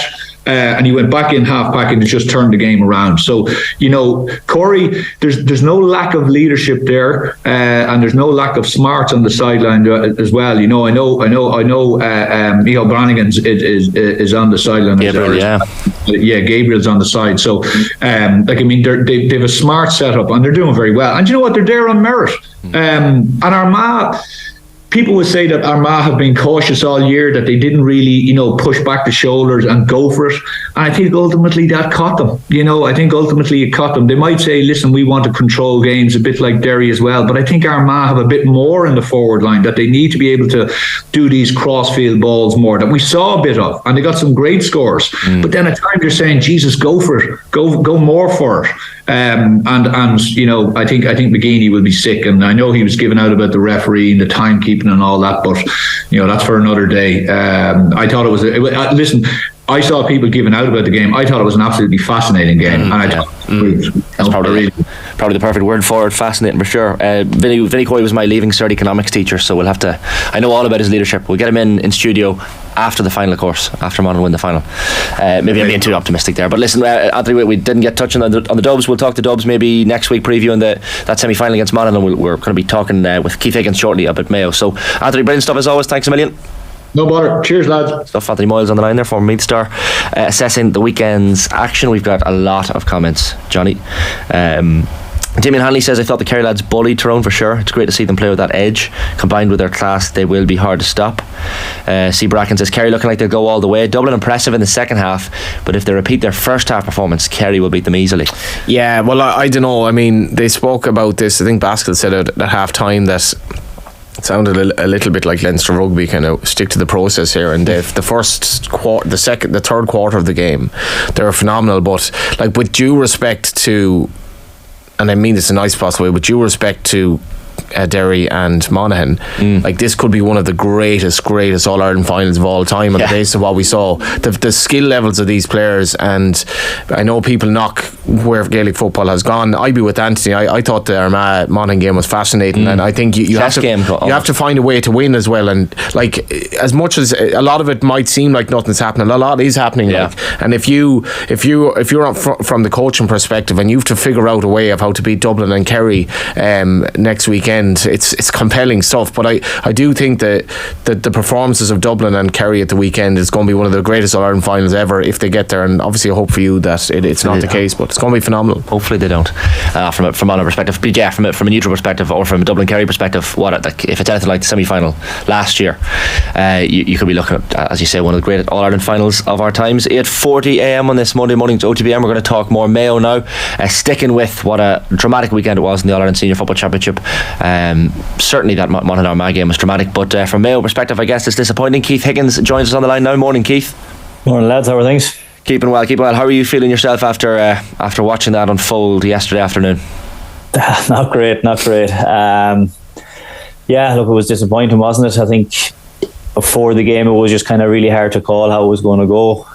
Same way up at half time, point in it, thought Mayo were playing well, and then 35 minutes of, I suppose, utter Dublin dominance, and that's it for another year, I suppose. You're 38 now, Keith. Just if you were to put your mind in the mind of some of the players who might be considering retirement, is it not really demoralising to have two exits like you've had in the last 12 months? Yeah, it is, and I think this year in particular is probably very frustrating as well when you consider, a reasonably good league campaign, that you get a league title out of it. I suppose hopes are kind of fairly high, and then you have a championship where you lose to Roscommon, you lose to Cork, and you lose very heavily to Dublin. So overall, this championship, it's been very poor, I suppose, to be quite honest. There was that big victory in Killarney, but completely overshadowed then. So yeah, for the older guys, I suppose, look, it'll take a bit of soul searching. They'll have to, I suppose, see where things are going, see where they fit into the plans, and yeah, it'll be a tough few months for them, no doubt. You'd say a very poor championship. I think so. I mean, like, realistically, what a good win down in Killarney, but Kerry were way off at that day. Looking back on it, you lose to Roscommon at home, you lose to Cork in a game you should have won. You struggled past Louth. A decent game against Galway, but again, again, you look at the Dublin game, and that completely overshadows everything, I suppose. So look, 3 losses in a championship year. It's kind of hard really to say it's anthem, but it's hard to kind of find the positives out of it, to be honest, I suppose. The start of the game yesterday, Keith, Ryan O'Donoghue, for example, looked bang on form, and when you're kicking like that early on, you're thinking, well, this could be Mayo of old, and sticking with them. And I think Dublin led by a point at half time, but probably Mayo maybe edged that first half.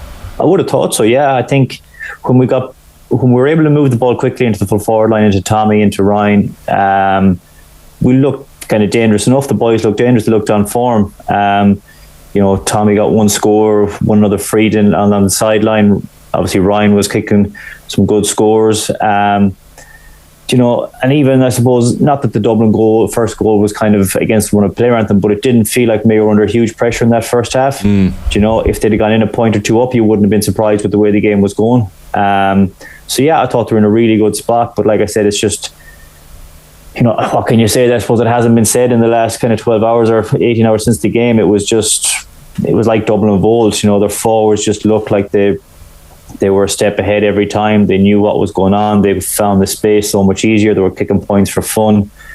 Obviously, all the talk of James McCarthy, the performance he put in the second half, and Mayo just, once Dublin got that second goal and they clipped on a few points, they went 7 points up. Mayo just looked like they were trying to force it a bit, kind of nearly reverted back to old habits of kind of trying to run down the centre, kind of really trying to force it without kind of being a bit patient and looking to kind of get the main guys on the ball. And yeah, it just, once Dublin goes 7 points up or 6 points up, they're going to start cruising. Mayo started forcing it. The spaces up the other end, and the Dublin just started picking off scores for fun then after that, didn't they? C. Bracken has commented in this morning to us again, saying the 2-week break needs to be looked at. Mayo and Tyrone clearly affected after 2 attritional games last weekend. Can't help but wonder how much better games could have been.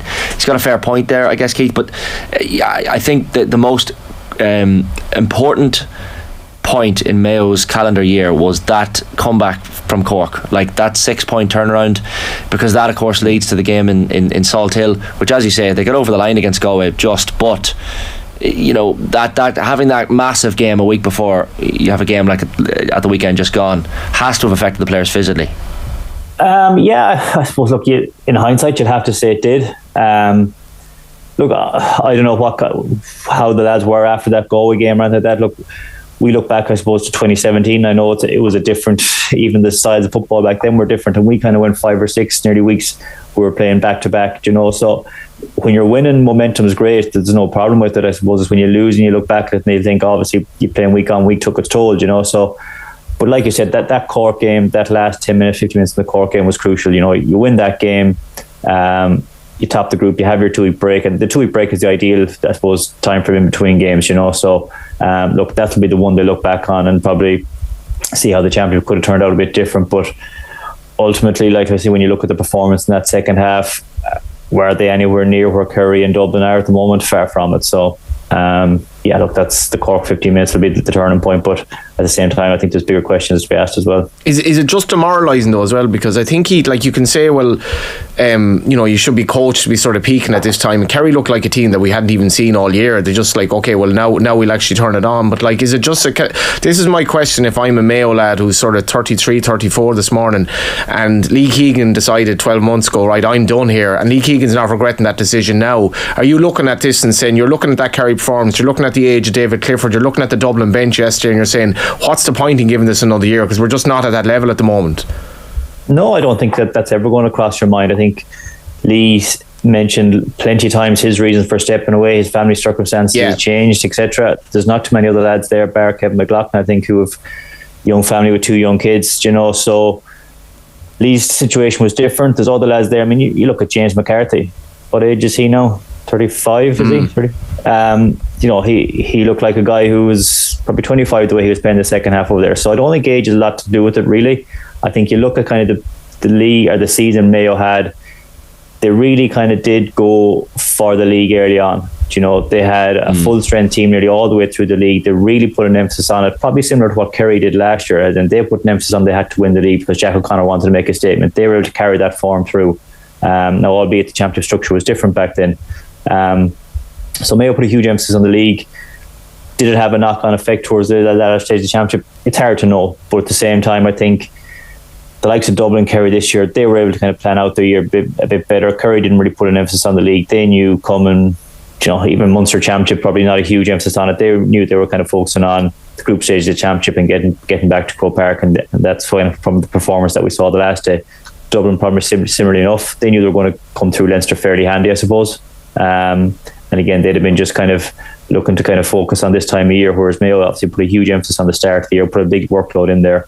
So you're kind of merely trying to peak at two different stages. They're trying to, so they looked like they were ahead of a lot of teams early on in the league, But sometimes that happens when a new manager comes in as well. So I think it's very different when you look at different teams or at different stages, different years, depending on where the manager is, where the team has been. Like I said, there will be some guys on that team who will probably have to do a lot of thinking. I mean, like I said, Kevin McLaughlin has 3 young kids there as well. I mean, you couldn't ask much more of him. Jason Doherty's come back from a lot of tough injuries as well. Obviously, he's kind of played well enough in some of the games he's come on this year. And then I suppose probably Aidan and Killian are probably the next two people are looking at. But there's still plenty of football in those guys. They keep themselves in good shape. Killian was a bit unlucky with injuries again. There was a bit of a setback through him in the middle of the year. So I wouldn't go ruling them out.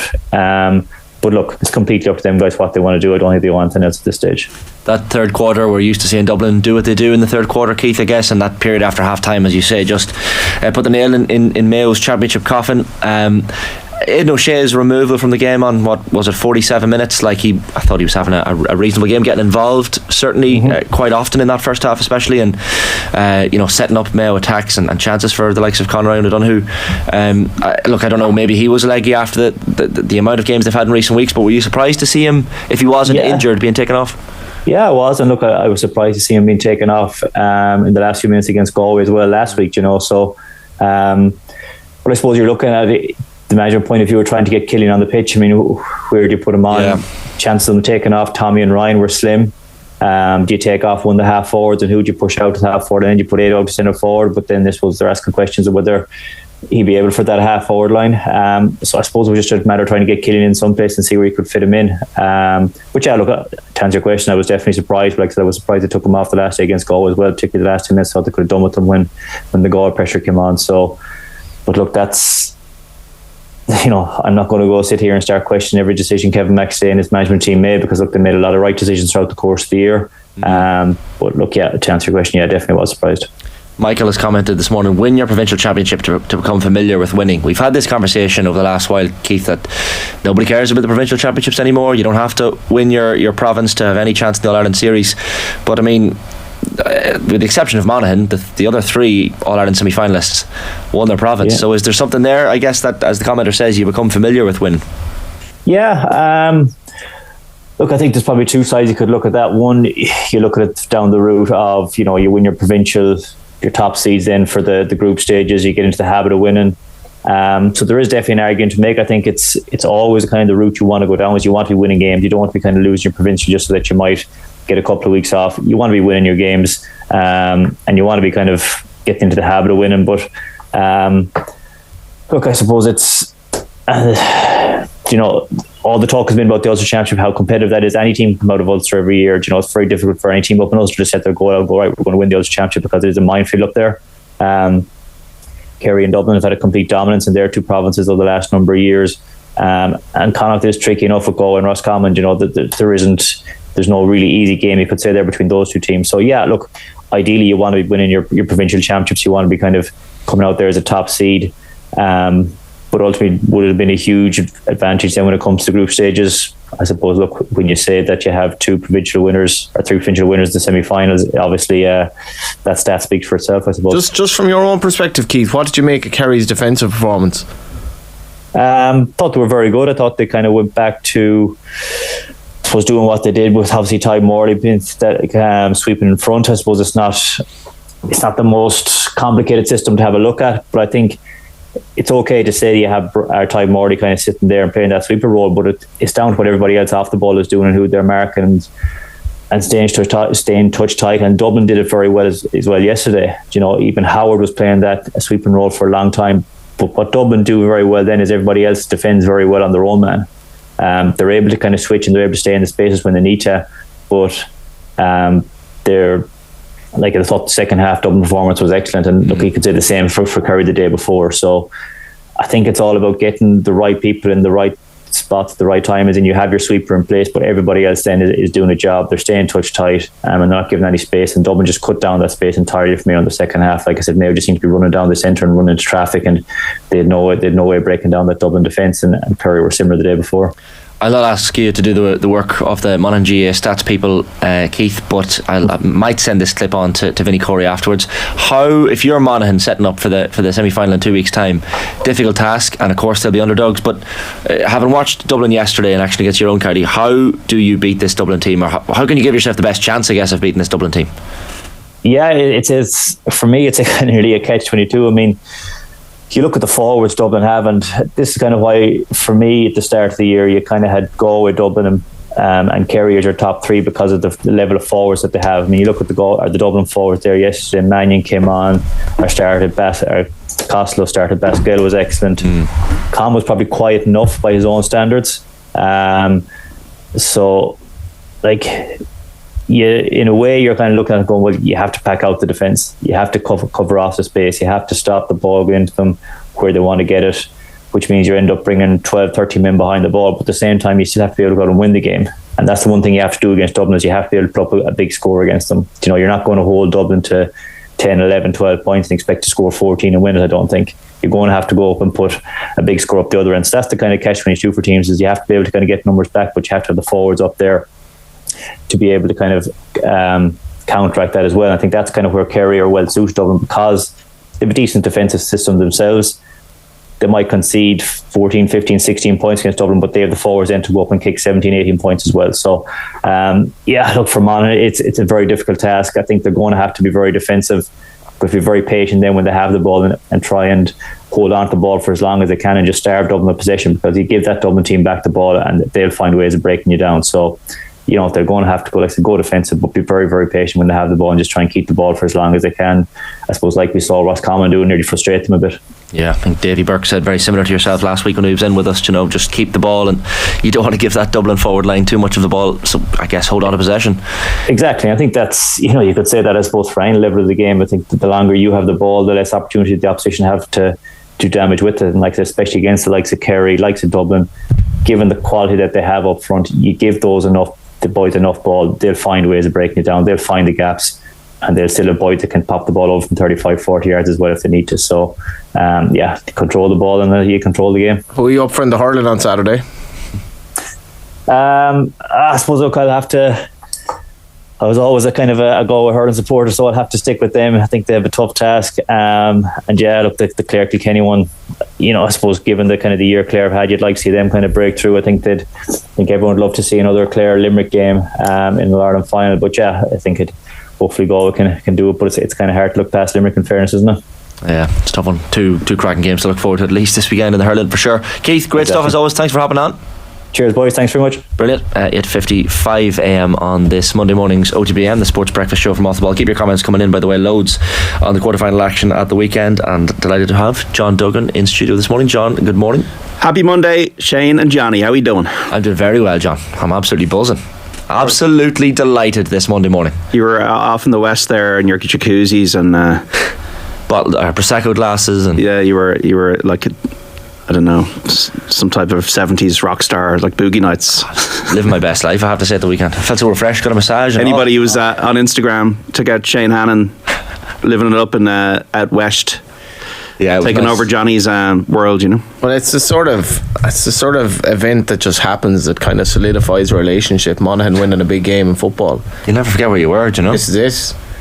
She'll never forget, you know, what it was like watching it with you, you know, and your entire antics during the game, like just losing your mind, really. I was just saying this morning, John, I was losing the plot during the match. So are you looking forward to a 15-point beating the next day? Oh, the fighting dog has started already. Yeah. Well, look, Dublin, I think they're 6-point favourites to the bookies, but it's going to be a tough task for Monaghan in the semi-final. It'll be nice at half-time.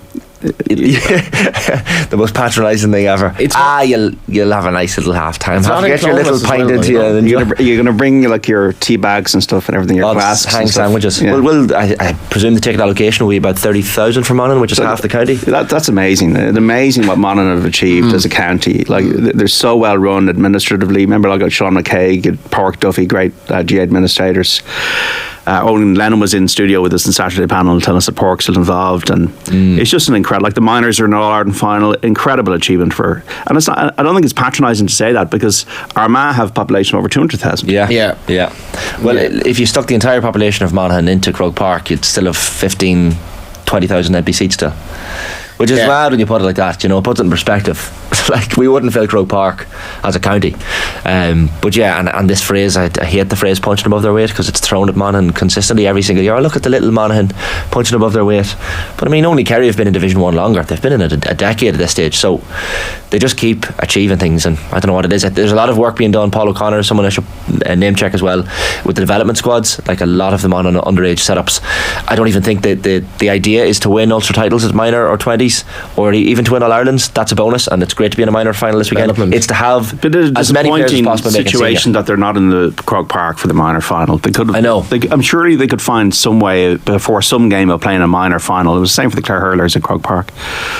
Rather than as much as the Athletic Grounds is a fine venue. Yeah, look, it'd be a good atmosphere at the Athletic Grounds, but I think the doubleheader with the senior game is probably the way to go. How did you feel generally about the weekend's action, John? I felt that the 3-week run didn't help the teams that were involved in it. So Mayo, Tyrone, Cork all lost their second halves. Monaghan were the only team that kind of booked the trend. So I do think that the timing of the season, look, it's always easier for Dublin and Kerry, given they know they're going to win their provinces at the moment. I know Cork are coming back a bit, but they know they're going to win their provinces. And Kerry, just the rhythms of the round robin, it just the learning, I suppose, is that winning your group's really, really important. Yeah, for sure. Win the province if you can as well. Like, it goes to show this. I think Mayo definitely suffered. Now, Connacht's not that easy to win, to be fair, and collateral form would suggest Roscommon aren't bad. But as a Galway fan, you are a little bit regretful of the fact that we have serious players, but so much went wrong with injuries this year, and the game against Mayo was a mess, and we would need a bit of luck, don't you? We needed, and we had players that obviously weren't in the panel this year for various reasons, and we've Comer injured for some reason. Shane Walsh has a 5 out of 10 year. Kilmacud's run probably didn't help that. Kilmacud's run, whatever was in his head, he didn't look mentally there. Some of the wides in the first half in Salt Hill were unforgivable, really, by his standards. Then you've Comer gone off at half time. You've Sean Kelly with one leg. We'd have a lot of regrets, because I don't think we'd have capitulated like that. No, I honestly think it's easy to say now, but Galway Dublin quarter-final, I can't see how it would have went the way it did. Dublin were still imperious at the weekend, and I guess, John, from a Dublin perspective, you look at some of these performances, and James McCarthy, Rolls Royce, the usual, and then the bench as well was just, when you have Rock coming off, and Kilkenny and Small, and what age is Fitzsimons now as well? Some of these the old Warriors, it is phenomenal stuff. 34, is he? I could put an extra year. Sorry, Michael, if you're watching, put an extra year on you there. A couple of things. There's so much of phony war around it, and now we're probably in a situation where it's going to be a Kerry Dublin final again. And Dublin put in their best performance since 2019. The whole 2020 was a strange year because you COVID, you Cavan and Mayo to beat Mayo were flat in that final. 2021, Dublin got caught by Mayo. Last year's semi-final, Dublin didn't turn up in the first half against Kerry. I think that the learnings are that Kerry and Dublin are really, those two performances were performances almost of teams that were probably going to be winning the All-Ireland. Derry, I found the Derry Cork game a hard watch. Interesting but hard, difficult to enjoy maybe. I opined on Twitter that I didn't feel that penalties are fair. It's an association football concept that shouldn't really be in Gaelic games, I feel. And I tend to agree with you, I disagree. I think penalties, this whole attitude in Gaelic games that it's an English thing, it's an association, I think penalties are a skill. If you are skilled, but they're skilled. It's a different sport. There's skill though that you're importing. But there are penalties within the game. Within the 70 minutes, you can be awarded a penalty. But generally in Gaelic games, you're known for points. If you score a goal, great. But most of the play in Gaelic games is around points. Would you prefer a 45? Yeah, I prefer a 45 or a kicking contest of some description. But I do on a general basis think that I do think replays are from the quarterfinal stage onwards. I think Armagh there should be replays. I think Armagh 3 times now in the championship have lost in penalties. I think that's very unlucky, and arguably unfair. And well, there's no room. You can find the room. You can find the room by moving competitions back earlier in the year if you need to finish the inter-county by the end of July. And the GA are getting hammered, and I've been critical about the paywall thing. This is an ideal way for them to get money into the association by having replays that people are anticipatory about and having another day out. I just feel Armagh putting everything into it, and a lot of people are just going, well, hard luck. They didn't have the adventure to win the game, but it's That's just true, a cruel way to go out. Look, I don't think it was unlucky or unfair personally. This phrase, penalties, should there a lottery? I'm not saying that the penalties, whether you win them or not, is all. I just think the concept of having penalties in GA rather than a replay is a bit unfair. But I feel like Armagh won or lost 3 penalty shootouts in 12 months. But is there something to be said for Armagh on that? So I don't know how. Absolutely, in the context of. They got what they deserved because they didn't win it in the 90 minutes. Yes, but in the general sense, do I think penalties are the right thing for the Gaelic Athletic Association? I don't. There was a little bit of genius. I felt, and for the last 30, 40 years, we've had brilliant. I never remember GA being broken for having replays. 1991 was the thing that ignited the GA in the wake of Italia 90 with Dublin Meath. It was one of the best things ever happened in the association. I never heard from anybody that the GA was broken because of replays. I feel, I know a lot of neutrals enjoy the penalty shootouts obviously because they're mental and anything could happen, and look, there was 17 out of 20 penalties I think scored in that shootout between Armagh and Monaghan. It was crazy, the quality level of the penalties. I think there's a sense of, there's a little bit of genius in how managers deal with penalties as a concept. Like Vinny Corey was asked after the game, did you practice penalties? And he said, we didn't practice penalties whatsoever. Because I felt like on a Friday night, if we practice penalties and you're in your head, and some player hit a post or missed, you'll be thinking about that on the Saturday. So there's a little bit of genius in not practicing penalties sometimes. We knew our penalty takers, we knew who the 5 would be, we wanted them all on the pitch at the very end. It's also Conor McManus's penalties, just two top corners. That's how you take a penalty. I just don't know if it's the outcome. I'd agree with you, JD. I'd prefer imagine the All-Ireland final is decided by penalties because we have to stop the season now because of the club game. Maybe for finals you could do a replay. Well, the Dublin Kerry replay in 2019 was the drawn game was incredible. The replay was incredible. The anticipation of the replay was incredible, and I just do feel that for the sake of another game. So some people are saying in the comments, DS says Armagh had plenty of chances to win those games in normal and extra time, no bravery to go for it. Paul Markey, Armagh the same chance as those who beat them. Wake up lads, your argument is void. There is that as well. But it's not really about whether Armagh, it's just about our penalties are a fair way to decide an amateur sport like Gaelic games. I'm not so sure. It's more the foul on McManus as well. There was no, you're with all due respect, Conor McManus is 36, is he, whatever, you just marshal him. It was a needless need. It was smart by McManus because he made the run that he knew there's a chance I'll be fouled here. Yeah, absolutely. But that's, you just don't. He's probably 8 out of 10 likely to score that free, maybe 9. Then in the end, the argument is if Grugan lets McManus past him and he scores from play, the argument is why didn't he pass him? They'll just marshal him at that stage of the game, I do feel though, you look at Armagh, Monaghan, Derry, Cork, they're going to have to lift it significantly, Derry and Monaghan, to get anywhere near. It looks impossible. Kerry and Dublin. Yeah, it looks impossible. And the way Kerry and Dublin, like the Clifford pass, for example, Diarmuid O'Connor display, we already touched upon James McCarthy, and it's important for Colin Baskell, who's not a new kid in the block, but he's obviously been around a while. For somebody new in Dessie Farrell's unit to be a man that isn't one of the old guard, as it were, too. But if Dublin and Kerry play the way they did this weekend in the final, it will be an incredible final. It will be amazing. The only argument I can make for Monaghan in the semi-final, and it's going to be a tough task, and Dublin rightly will be massive favourites, but Monaghan and Dublin, anytime they've met certainly in league football, when Dublin still had strong teams out, Monaghan have always had a decent record against them, even in Croke Park and in Clonus as well. I think Monaghan would have preferred to play against Dublin rather than Kerry from a style perspective, possibly, and that Dublin forward line, Monaghan's defence is really, with the man markers and the swarm of bees that come around forwards when they have the ball, Monaghan are very good defensively, so the Monaghan defenders and the Dublin forwards will be so familiar with each other from 10 years in Division 1. They've played against each other so often, so it will be fascinating, but Monaghan do have to stay in the game for 50-55 minutes. Well, that's it. Will they be there with 10 minutes to go? Yeah, that's the you question mark. The concession of a goal then as well is such a killer in any narrative like that. Once you're almost mentally gone after that. But also you got to give Dublin credit, and I didn't watch the Kerry game because I didn't want to spend half my money watching it on the state broadcaster after the week they had. I didn't feel it was probably the right week to be doing it, but the direct play of Dublin. And Eamon Sweeney writes really well about this in the Irish Independent today, that we, to cherish the way Dublin played the game. That was a really enjoyable game, the Dublin Mayo game. First half really, really enjoyable. Now, I know Dublin kind of sprinted away in the second half, but the Derry Cork game was a tough watch. Yeah, it was a tough watch, and that's obviously the Derry style of play. And if it's effective, and if they win the All Ireland, then they'll be saying, well, so what? But when I was growing up, my uncle was from Kerry, and they had the Golden Years video, the Kerry video from 1975 to 86, and I always have felt that Kerry have always played the game the way the game should be played, and I do feel that Dublin play the way the game should be played. And I think if you did have a Kerry-Dublin final, they wouldn't be getting involved in elaborate tactics.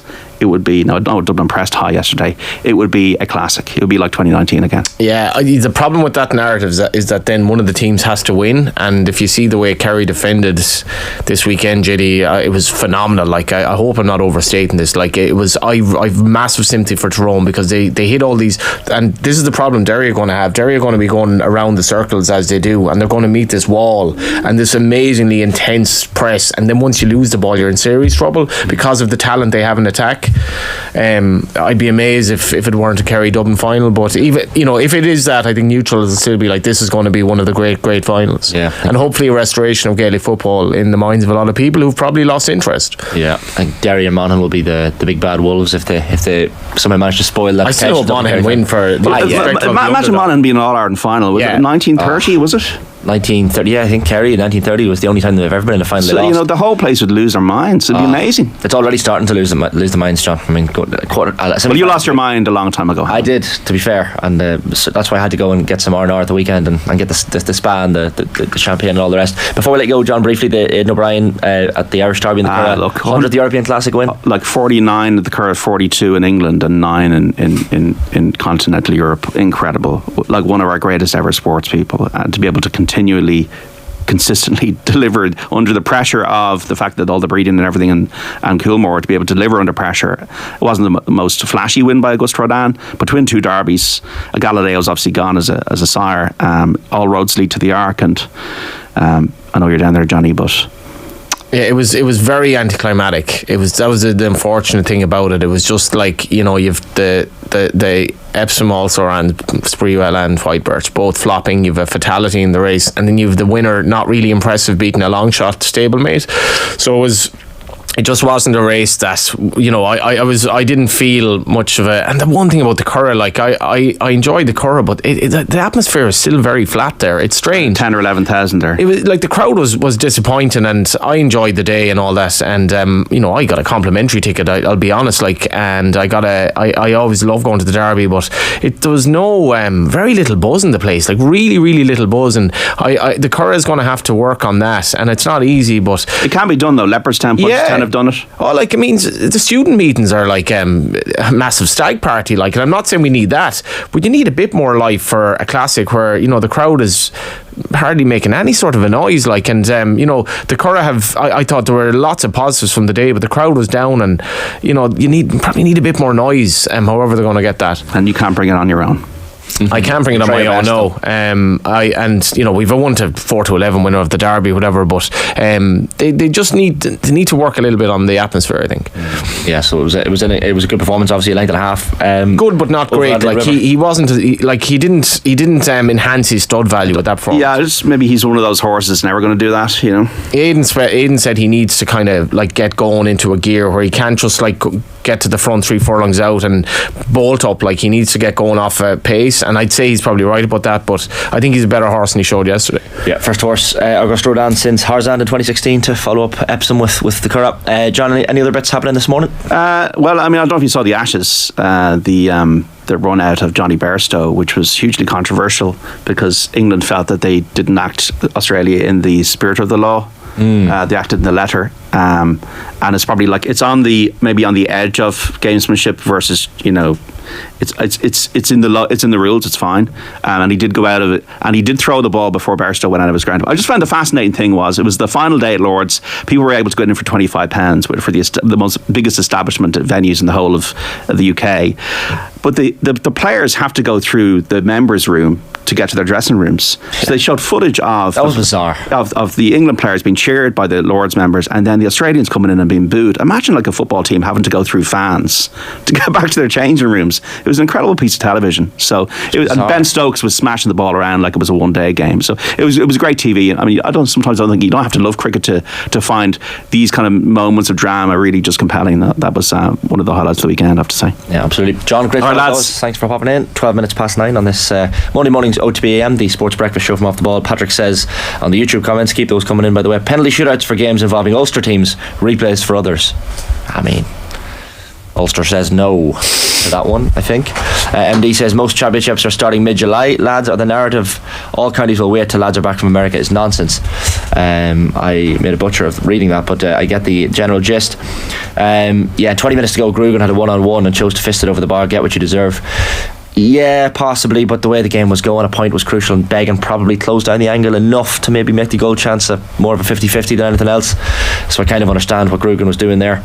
It was just like to be involved, and I was there, Johnny, in Croke Park last summer for the Galway Mayo quarter-final, and Dad's a Galway man. I was there myself with my Galway jersey on, and just for Armagh fans to have to go through that again into the same goals.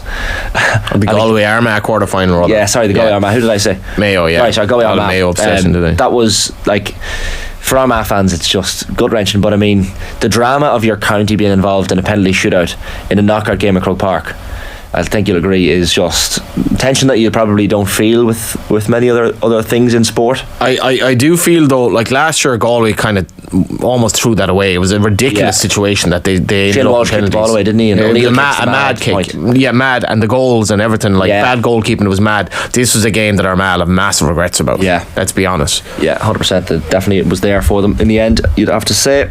Should mention at 9:13 AM, Off the Ball is coming to the Cork Podcast Festival. Join us on Sunday the 27th of August in the Cork Opera House. Special guests to be announced very soon. Don't miss it. For tickets, go to corkpodcastfestival.ie/off-the-ball. Here are some highlights on the OTB podcast network coming up for you today. Reaction to all the weekend's GA, and we'll have highlights from the Sunday paper review as well. After the break, we're talking League of Ireland with Vinny Perth. You're listening to OTB AM. It's Galway versus Kilkenny. But not as you know it. It's the fastest I've ever seen you run in your life, bro. The Hurling Pod Live is off to the Port Gosh Energy Theatre in Dublin this July, and you're invited. I'll be joined by my co-host James Skell and Paul Murphy on the night. Start the leveler, he'd say, and the tractor is coming after us. As we debate the highs and lows of the 2023 season and preview the All-Ireland Hurling Final. Plus, we'll be announcing some more hurling legends to take the stage with us. It was a ruck, I got confused. It's happening on July 20th at the Bord Gosh Energy Theatre. It's an exclusive off-air event. Tickets are limited, so don't delay. Go to offtheball.com/events for more. Bord Gosh Energy, proud sponsors of the All-Ireland Senior Hurling Championship. This is what inter-county hurling is it? That's why I should have stayed at the rugby. OTB AM, the sports breakfast show from Off the Ball. 9:15 on this Monday morning's OTB AM, the sports breakfast show from Off the Ball, with myself, Shane Hannon, and Johnny Ward in studio with you until 10 o'clock. Vinny Perth, good morning. How are things? Good morning. How are we doing? Keeping well. Thanks for hopping on as usual. I suppose we'll start with the action on Friday night, and a dramatic enough night. Shamrock Rovers with a 2-0 defeat away to Dundalk. So these goals in the second half from Louis Annesley and Patrick Hoban. Hoban or Hoban, however you want to say it. But surprising result. Not many people would have seen this one coming, Vinny.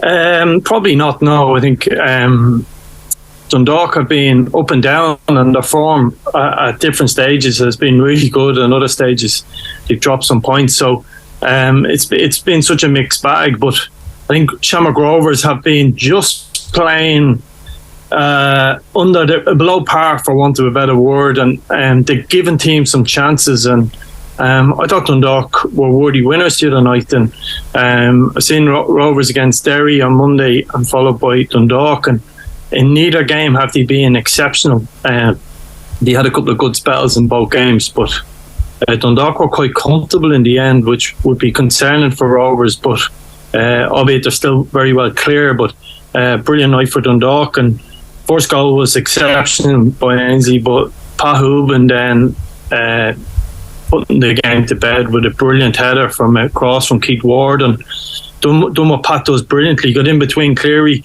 It's a goal worth seeing again for people learning how to be a striker. He just on Lopez's shoulder, and then at the last moment gets in between him and Dan Cleary, and it's a brilliant header into the bottom corner. And as I said, Dundalk were comfortable in the end. It wasn't backs against the wall or anything. Hooven, obviously a record breaker in the previous week. Like, how would you sum him up? It's almost like he's been a bit forgotten, Vinny, in the last couple of years, because Dundalk he's had injuries as well, but like I mean they miss him so much when he's not playing. Yeah, he's an absolute throwback, and he's actually a brilliant person, and he's a nightmare at the same time. Absolutely love him. I remember him saying to me once, you know the way we have a love-hate relationship. I said, Jez, I didn't know there was any hate there, you know. But Pat's a cranky person, but at the same time, he's like centre forward in many ways, that he uses that to his advantages. And he's just brilliant for Dundalk. He's now the greatest ever goal scorer with, I think it's 145 or thereabouts. But And what's remarkable about Pat is he's a throwback. He reminds me of, I remember once saying to him, you remind me of Mitrovic, and he looked at me as if he was going to hit me with a hurl, because Pat being a Loughrea lad. But at the same time, by the time we done some video about what I meant by that, it made sense to him.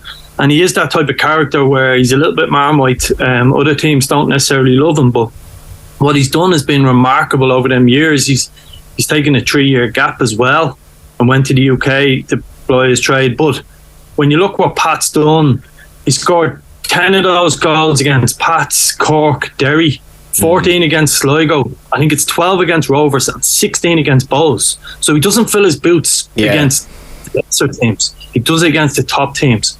And if you look at Stephen Kenny getting the job in Ireland and how good it's gone from, between either me or Stephen Kenny as a manager, he scored 128 goals for the two of us. So he's been brilliant for both of our careers, and what a brilliant player. And as I said, he's a throwback to the old centre forward types. St Pat's took full advantage as well, Vinny, resounding 7-0 win over UCD, 2-0 at the break, and then just destroyed them in the second half of that performance. So if we're looking at the table as things stand, Rovers still with a 4-point cushion over Pats, and Derry of course not taking advantage with their game, so they're now 6 off Shamrock Rovers and 2 off St Pat's in second. Do we have a title race, or is that too early to kind of suggest anything of that sort?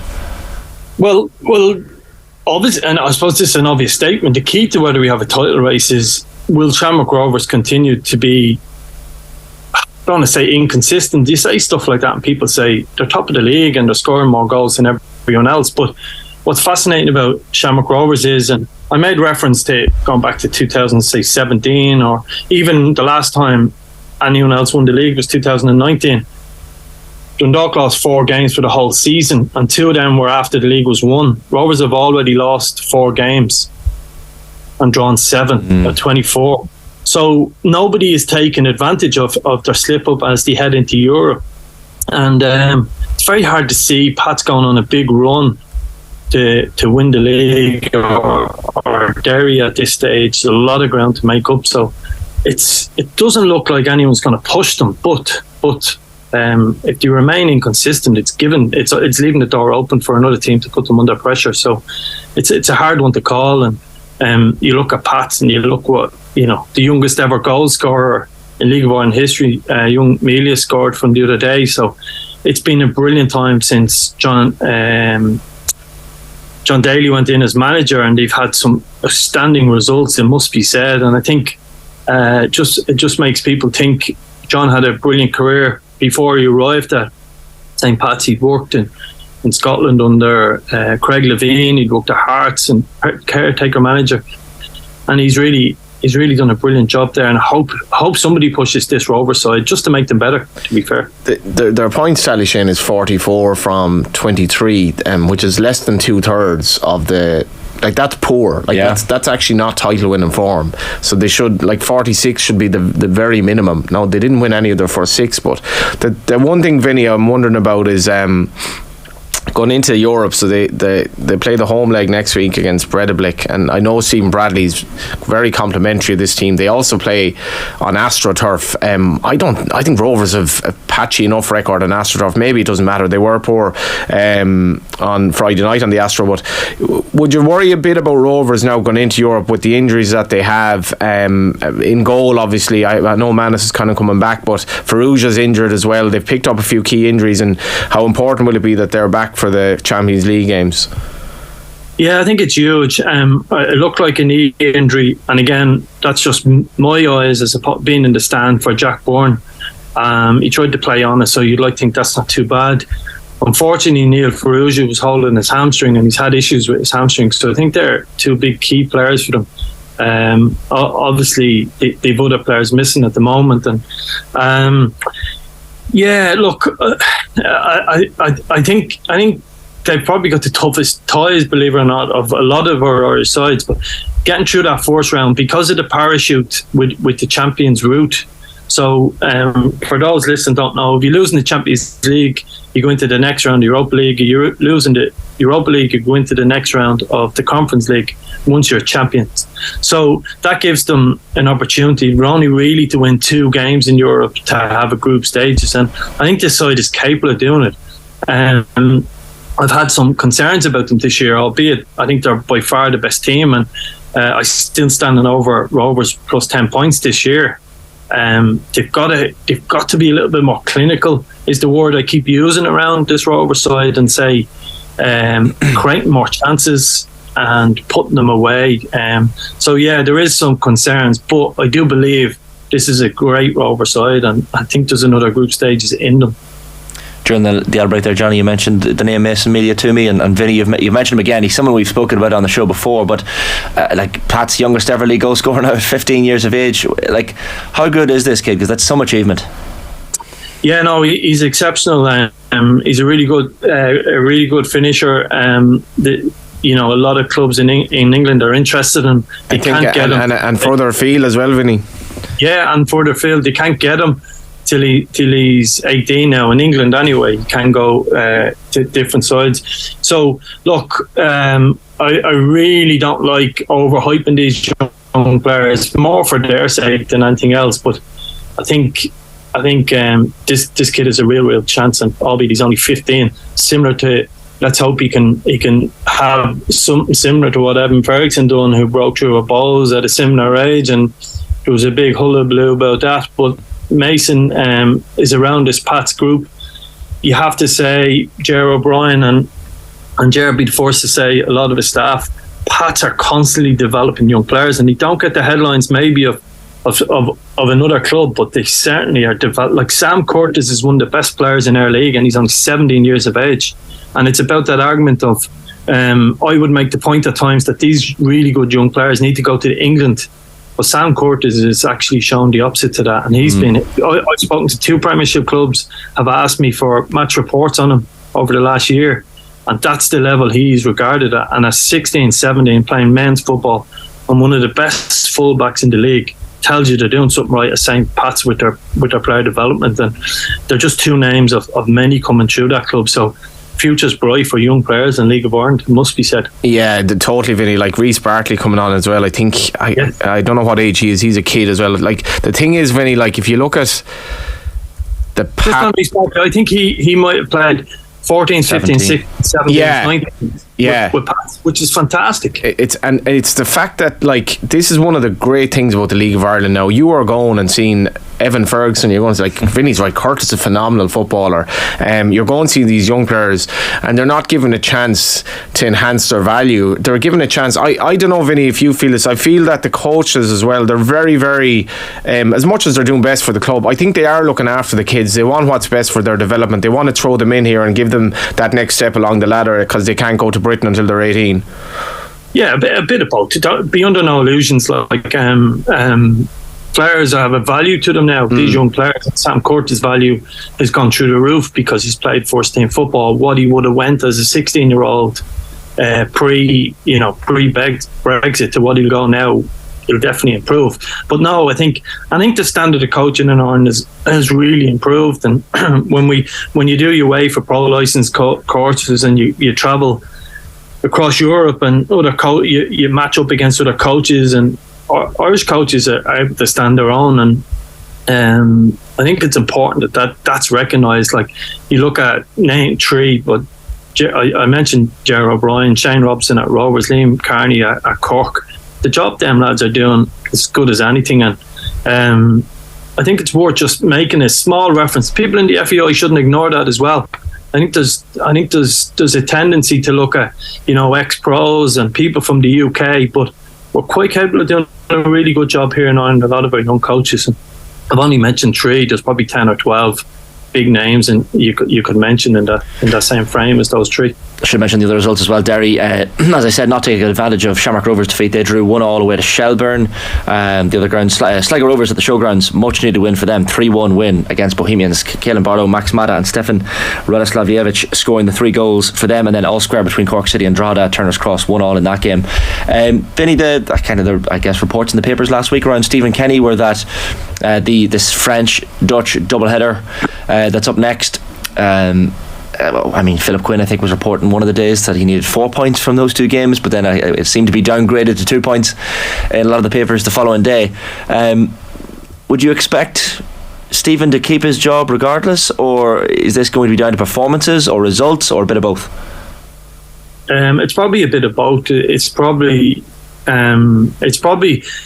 as a result of not getting those results against the lesser nations. He is probably under pressure. I always say no manager does his best work under a cloud, and it's a pity this stuff is out there in terms of what is needed in those next 2 windows. But he's got Everest to climb. He's got to get 2 results if that's true, or I'm sure he would stay in charge if he lost narrowly to France and beat the Dutch. But I know people are downplaying how the Dutch are playing, but that's a huge task from if that is the way it is. And I just think it's important. I'd love to see him do it. I think it's important for Irish football. We've been speaking there about the development of our game, and I've made a small reference to it. I don't want to see,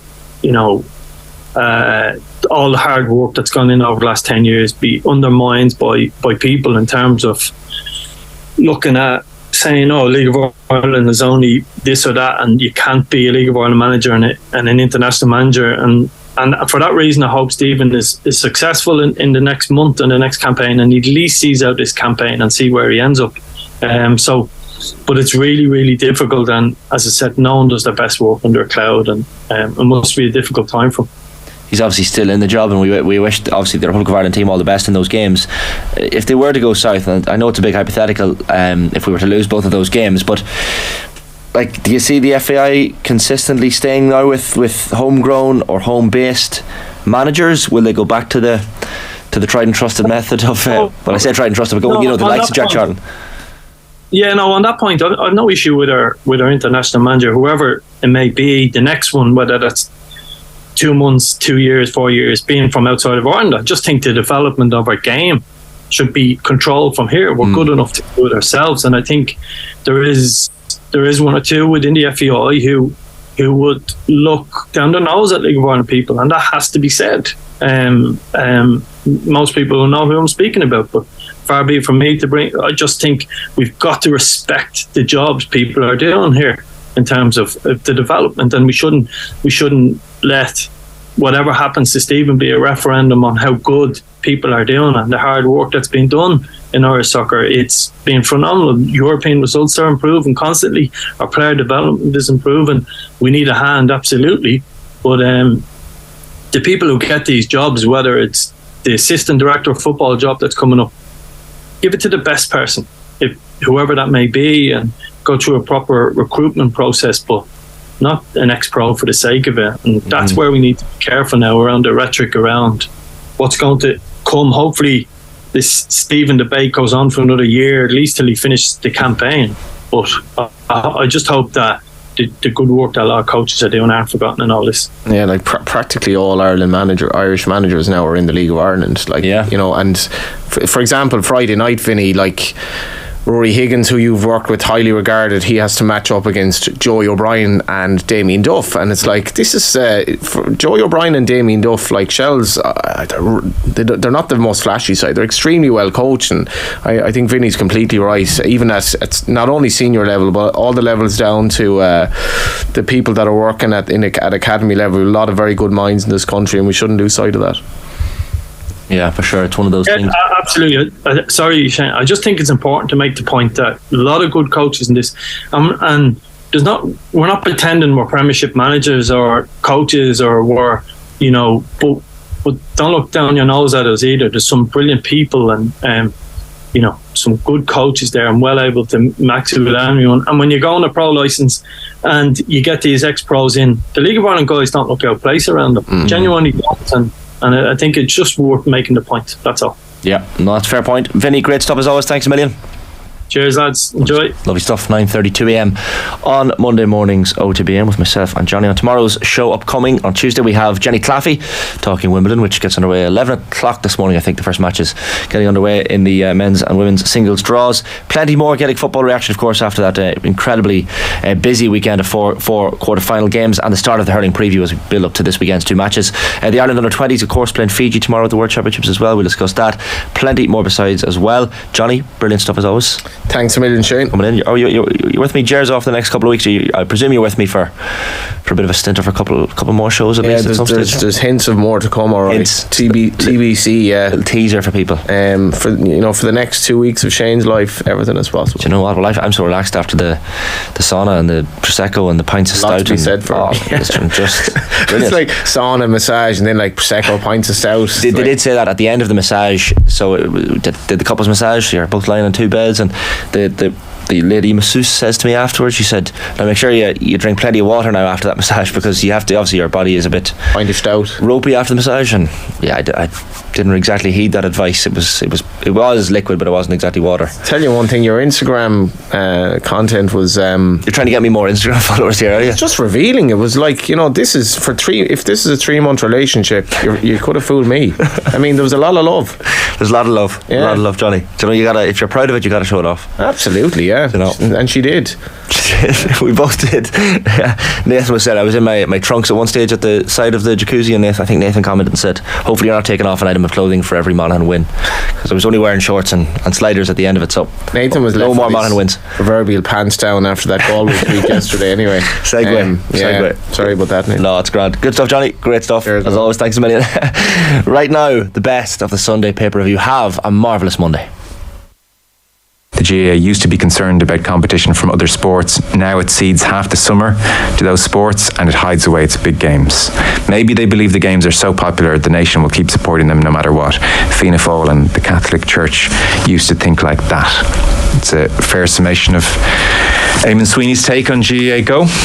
Yeah, it's. I wouldn't disagree with it, and I think when you start, when you're saying about what will GAA Go look like going forward, which there was a talk a while ago about there will be a review of how it's worked, but I think when you're looking in the papers today and you're saying what we're dealing with, what will RTE look like going forward? Like we're into a situation where Eamon links the two, and he's right. And I was writing about this in the Examiner yesterday as well, and it's the same point that you can't separate what's happened this week over the last 10 days of RTE with like the GAA Go in many ways encapsulates, and Mick Foley mentioned this as well, that tension between public service broadcasting and the commercial revenue that RTE pursue, as we've seen, in ways that, like we saw this week in the Oireachtas Committee, they pursue that commercial revenue in ways that are kind of have had no oversight, have been like extraordinary to most people looking in, and one supports the other in a way that seems unsustainable now. And when it comes to GAA Go, as it is with, like Eamon Sweeney mentions it there. I was struck looking back this week on what was said during the original GAA Go controversy, and Virgin made this statement, and I know the GAA rebutted some of it, but one that they said was the RTE now have more games than they know what to do with. Now, how we've got into that position, and this is why the thing is linked as well. You have RTE hoarding their talent by paying them more money than they would get anywhere else, hoarding advertisers by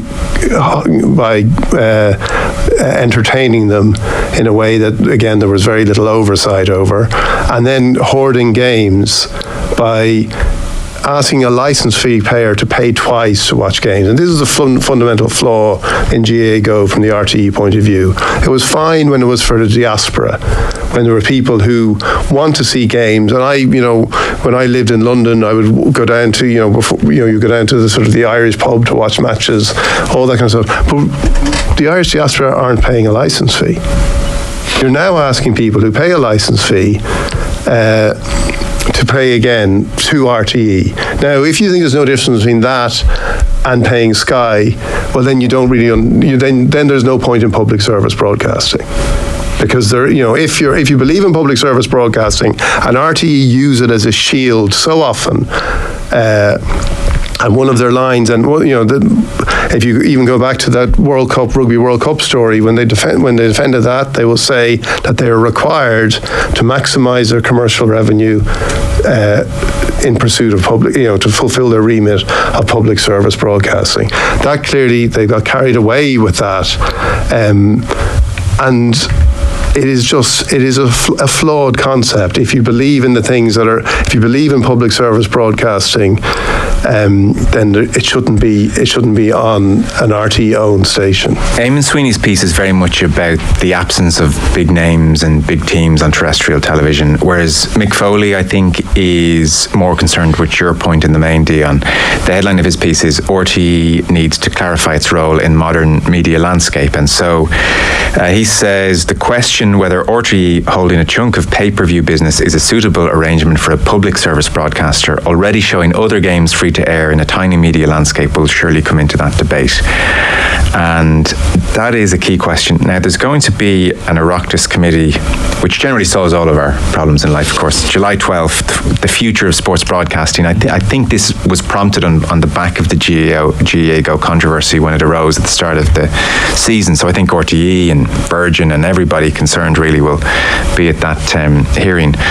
But I suppose people have really been struck by the conflict of interest, whereby there are board members on GAA Go who are very much of RTE, and if there's a juicy game, are you fighting tooth and nail for the license fee payer, or are you thinking, God, that could really help GAA Go, which I also have an obligation to, and need that to be a success? And that is a real conflict. You couldn't possibly argue that it's not a conflict of interest. I mean, what sane argument can they give, and what argument are they going to try and give in that Oireachtas committee report? Like, first of all, I found that I didn't know that was coming up. That will be interesting to see how that goes now, as you say, whether anything actually real comes out of something like this, other than TDs getting a chance to fight for their corner of the country. There'll be some grandstanding for sure. I think in some ways that quelled the controversy a little bit, because it was just bubbling, and Declan McBennett was on the 6-1, and it was, well, who's going to be interviewed next? And then it was Oireachtas going to look into this July 12th, and that seemed to smooth things over in the short term. Well, I think there was brought up in the Public Accounts Committee on Thursday as well. I think Alan Dillon, in one of the many things that the RTE executives were asked to bring back in the coming week, they were asked for, can we see the subscriber numbers for GAA Go? Okay. So they promised to come back with them, along with lots of other things. Now, it shows that it is in that committee conversation for the week after, but it's also in people's thinking in regards to this. And I think ultimately it's going to be overtaken by what we're going to see, which is, I think, looking very much like some kind of breakup of RTE. And I think that's, GAA Go will maybe be a casualty of that, and I think it should be, because one of the things that, and we're speaking on a commercial platform, so like none of us none of us comes without an interest in this area if you work in media, I was talking to a friend of mine the other day who said, we're in the wrong business. And I said, well, no, we're actually in the same business. Like, that's the problem. Like, we're actually in, when you look at the RTE, we're in the same business, but everything is so geared towards, this conversation has been so much about RTE without saying, RTE affects in a way that is disproportionate every other media organisation in the country. And, when people say this thing about the high earners and, about GAA Go and about the advertisers, it's useful on where would they go? That's fine, but actually maybe we should be asking, why isn't there somewhere else for them to go? Why has RTE sucked everything in a way that isn't just about public service broadcasting? Because people are doing public service broadcasting in journalism, in journalism outlets, newspaper outlets, broadcast radio outlets across the country that isn't supported by a licensee. That's fine, but they don't have a monopoly. They have a monopoly on a lot of things, but they don't have a monopoly on good journalism. And yet they've pulled everything in, and including rights. I think even going beyond GAA Go, I think there was a few years ago, I think somebody at Virgin said, is it right that so many of the top 20 sporting events are appearing on RTE? Like, how have we let this, now it's changed a bit obviously with the rugby, but again, I think this conversation initially it seemed immediately it's going to be more than about Ryan Tubridy. It's going to be about how RTE is structured. And I think when they start getting into that, we will actually look at how the media is structured in response to that, because there's an awful lot of challenges for the media that go way beyond, fixing RTE isn't going to solve the challenges the media face, but in a small country like Ireland, they have been allowed to kind of take up, get too much control over so many things without the oversight, as we saw this week, that they probably should have. Look, it's not, obviously, Joe, even when we were talking about what we were going to chat about today, it's not a new argument, it's not a new discussion, it's been going on a bit of time now at this stage, but I do think both Foley and Sweeney do make a couple of good points on it. I mean, I like Damon's line that subscribing to Sky is a choice, but subscribing to RTE is a legal requirement. I mean, that's where we're at. I would regard myself as fairly logical and less emotional, and having spent 15-20 years in commercial advertising, I would see the need that the dollar rules and that decisions are going to be based on that. And yet I must have had my head buried in the sand for the week, because I was literally driving home yesterday to head back to watch Kerry and Tyrone when it dawned on me, is this actually on TV? And then checking and finding out it wasn't. I was livid. I was livid, I swear. It just that's what took over. The emotion just took over inside me. I was like, what? I don't know, do I get locked up upon leaving the building if I say I went looking for somebody else's GAA Go login details? Was the only way I could find around to try. Well, see, but that is the thing as well, and this is a broader, and this is more true, the GAA side of it, that it was always like the Sky deal was going to bring in people, it was taking money from people. Maybe GAA people are going to pay it as well, but you're actually getting Sky's money. And Sky subscribers' money, the casual sports fan, that money was going towards the GAA, whereas this thing was structured like the casual sports person, or not the casual, but the kind of, I'm not going to get a GAA Go subscription. I'm just not like, it's not like I would now, again, like you yesterday, I was like, I want to watch Kerry Tyrone. Yep. And I was going to go, and then I got sucked into the cricket, which we will talk about. But true Gale. Yeah. But I did. But I wanted to watch it, and again, you feel. But I was like, I'm not going to. And then the way the match went out, played out, I was glad I hadn't spent a one-off fee to watch it. But I'm not going to do that. Whereas the people, you're were making demands of the people who are most committed. Like that was one of the big flaws from the point of view of the GAA, which is hugely admirable in terms of how they actually see themselves. And like, you know, and then to say right now, the most committed people, the people who get most out of the GAA, who want to watch the most, who want to watch Gaelic games the most, we're going to go to you first. And maybe somewhere down the line in a quarter-final stage, we'll pick up a few people among the more casual supporters. But first and foremost, the people we want to get the money from are the people who really want to watch it. And that was flawed from the GAA's point of view. And like RTE, they can't have their hand. I've written about this before. They had Paddy Power sponsorship of their football coverage. You know, they got a rap in the knuckles previously for Paddy Power sponsorship of a Ryan Tubridy program. I was reading in the paper today about how, you know, Paddy Power was a client of Noel Kelly as well. Like that's an interesting aspect of that.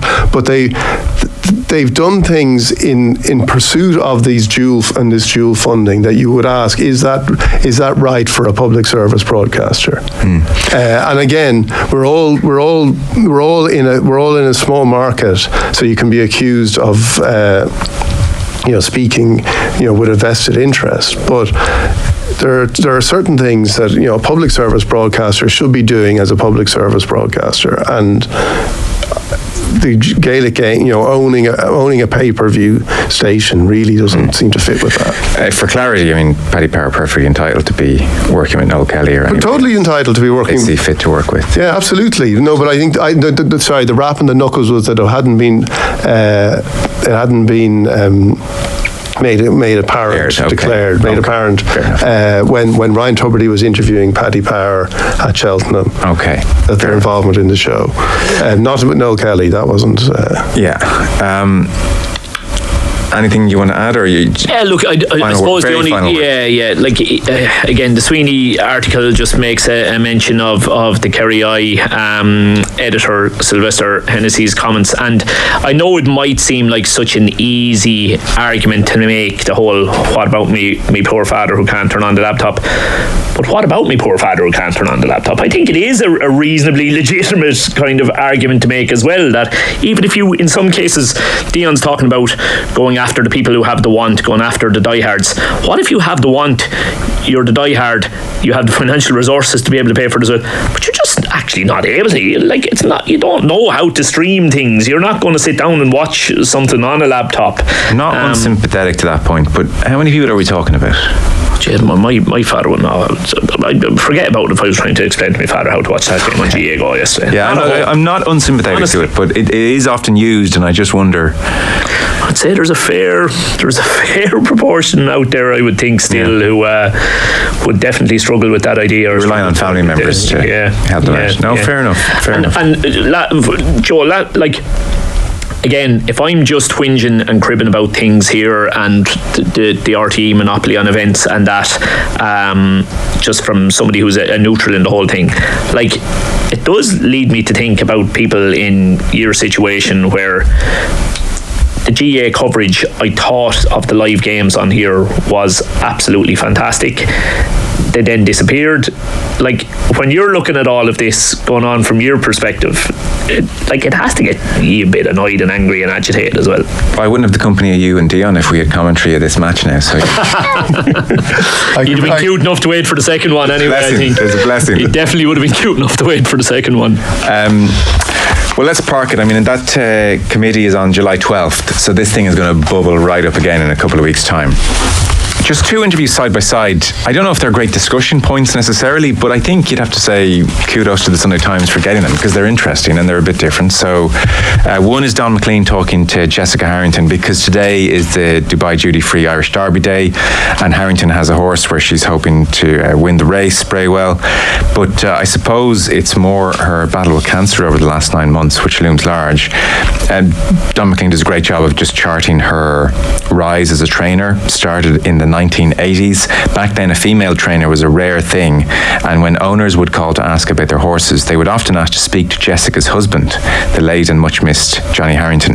That soon changed, and he lists off the achievements of Harrington, which go on and on. She won the Galway Hurdle in 1994 with Oh So Grumpy, the Ladbroke Hurdle 96 with Dance Beat, won the Midlands Grand National in 1998 with Miss Orchestra, and then won just about everything with Moscow Flyer.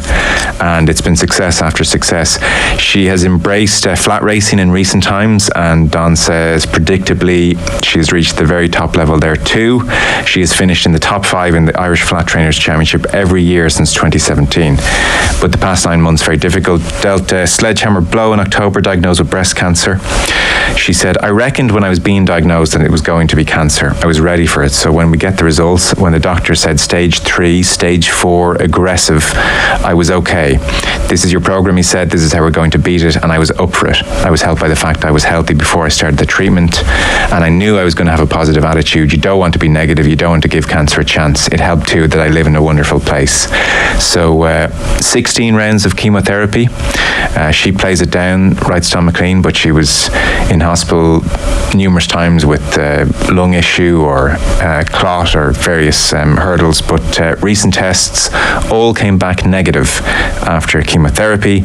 So she starts a 3-week run of radiotherapy next. That starts on Wednesday, and then she'll have immunotherapy until the start of October.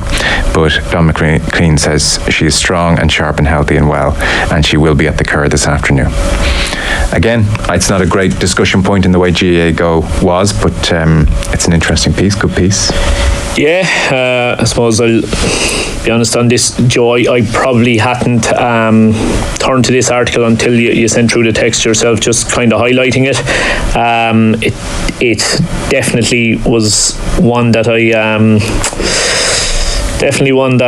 enjoyed. I suppose I am the son of a strong, independent woman who works in a male-dominated world, who has also come through breast cancer.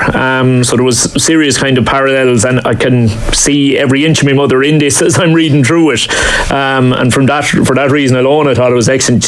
Look, she's a remarkable woman, so she is. There's no doubt she's a remarkable woman before she had to battle through breast cancer. That's for sure already in the things that she achieved in her professional life. But yeah, I'll tell you, she's not somebody you'd get the better of. I'd be pretty sure. Be you a rival or be you cancer.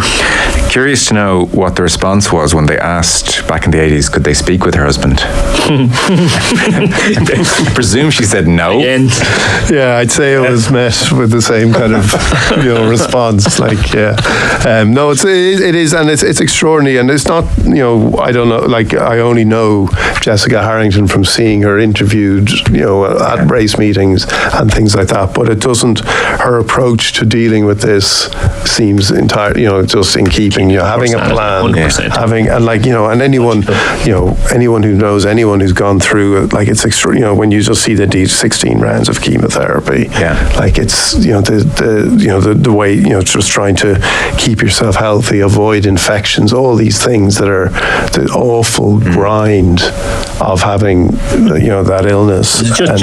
I would say, Dion, like you said, like the concept of poor me, just I'd say never once ever entered that woman's head. No. Do you know what I mean? There was pity parties just were never ever going to be entertained. It's right, what's the process for getting through the other side of this, and let's rock on and do it. Because the papers are full actually of interviews from the various media days over the past week of Republic of Ireland female footballers, and quite a few of them are saying they didn't really have role models growing up. So it's kind of interesting. You see very quietly Jessica Harrington's been doing her thing since late 80s, early 90s, and still going strong, thankfully.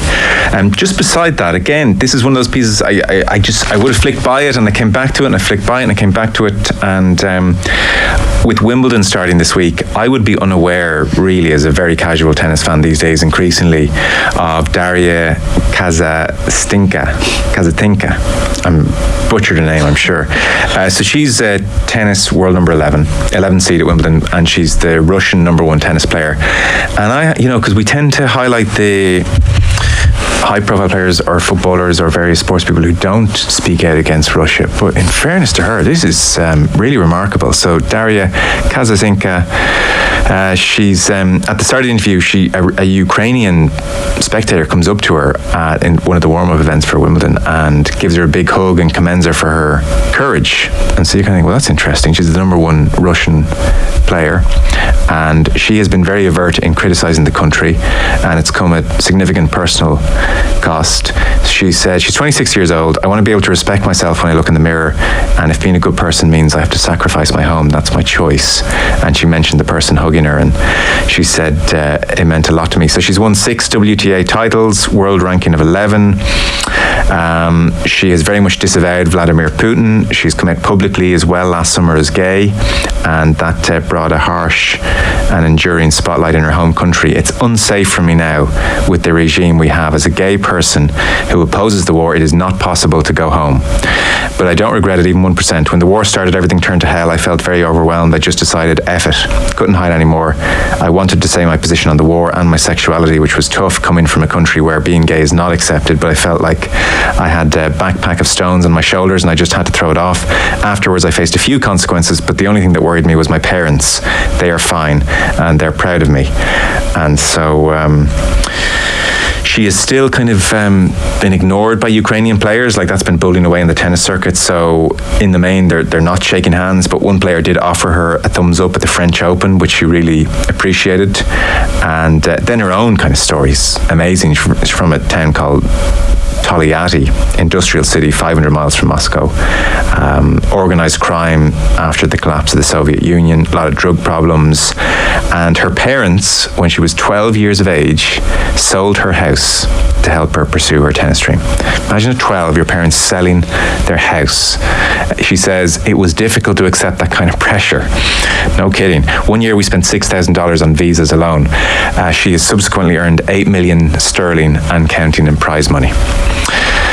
So, again, I would have flicked by both these pages when I initially scanned the papers, but they're both worth touching on, and I will be looking out for her at Wimbledon, which I guess is kind of the point of these pre-Wimbledon pieces.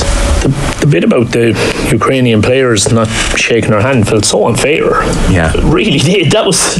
You're Russian, end of. But maybe they don't realise she's spoken out as much as she has. Possibly not, because you're reading it and, you know, you're kind of forming a relationship with her as you're reading the piece, and she comes across as such an impressive individual that, you know, to completely tar somebody just because of their nationality like that. But look, then again, you know, I'm not in a great position. I'm not going through what Ukrainian people are going through, but it did seem very unfair based on the individual we're speaking about. Yeah, they might continue to warm. If they gave her a thumbs up in Roland Garros, it might extend to a handshake at Wimbledon. But it is impressive, Dion.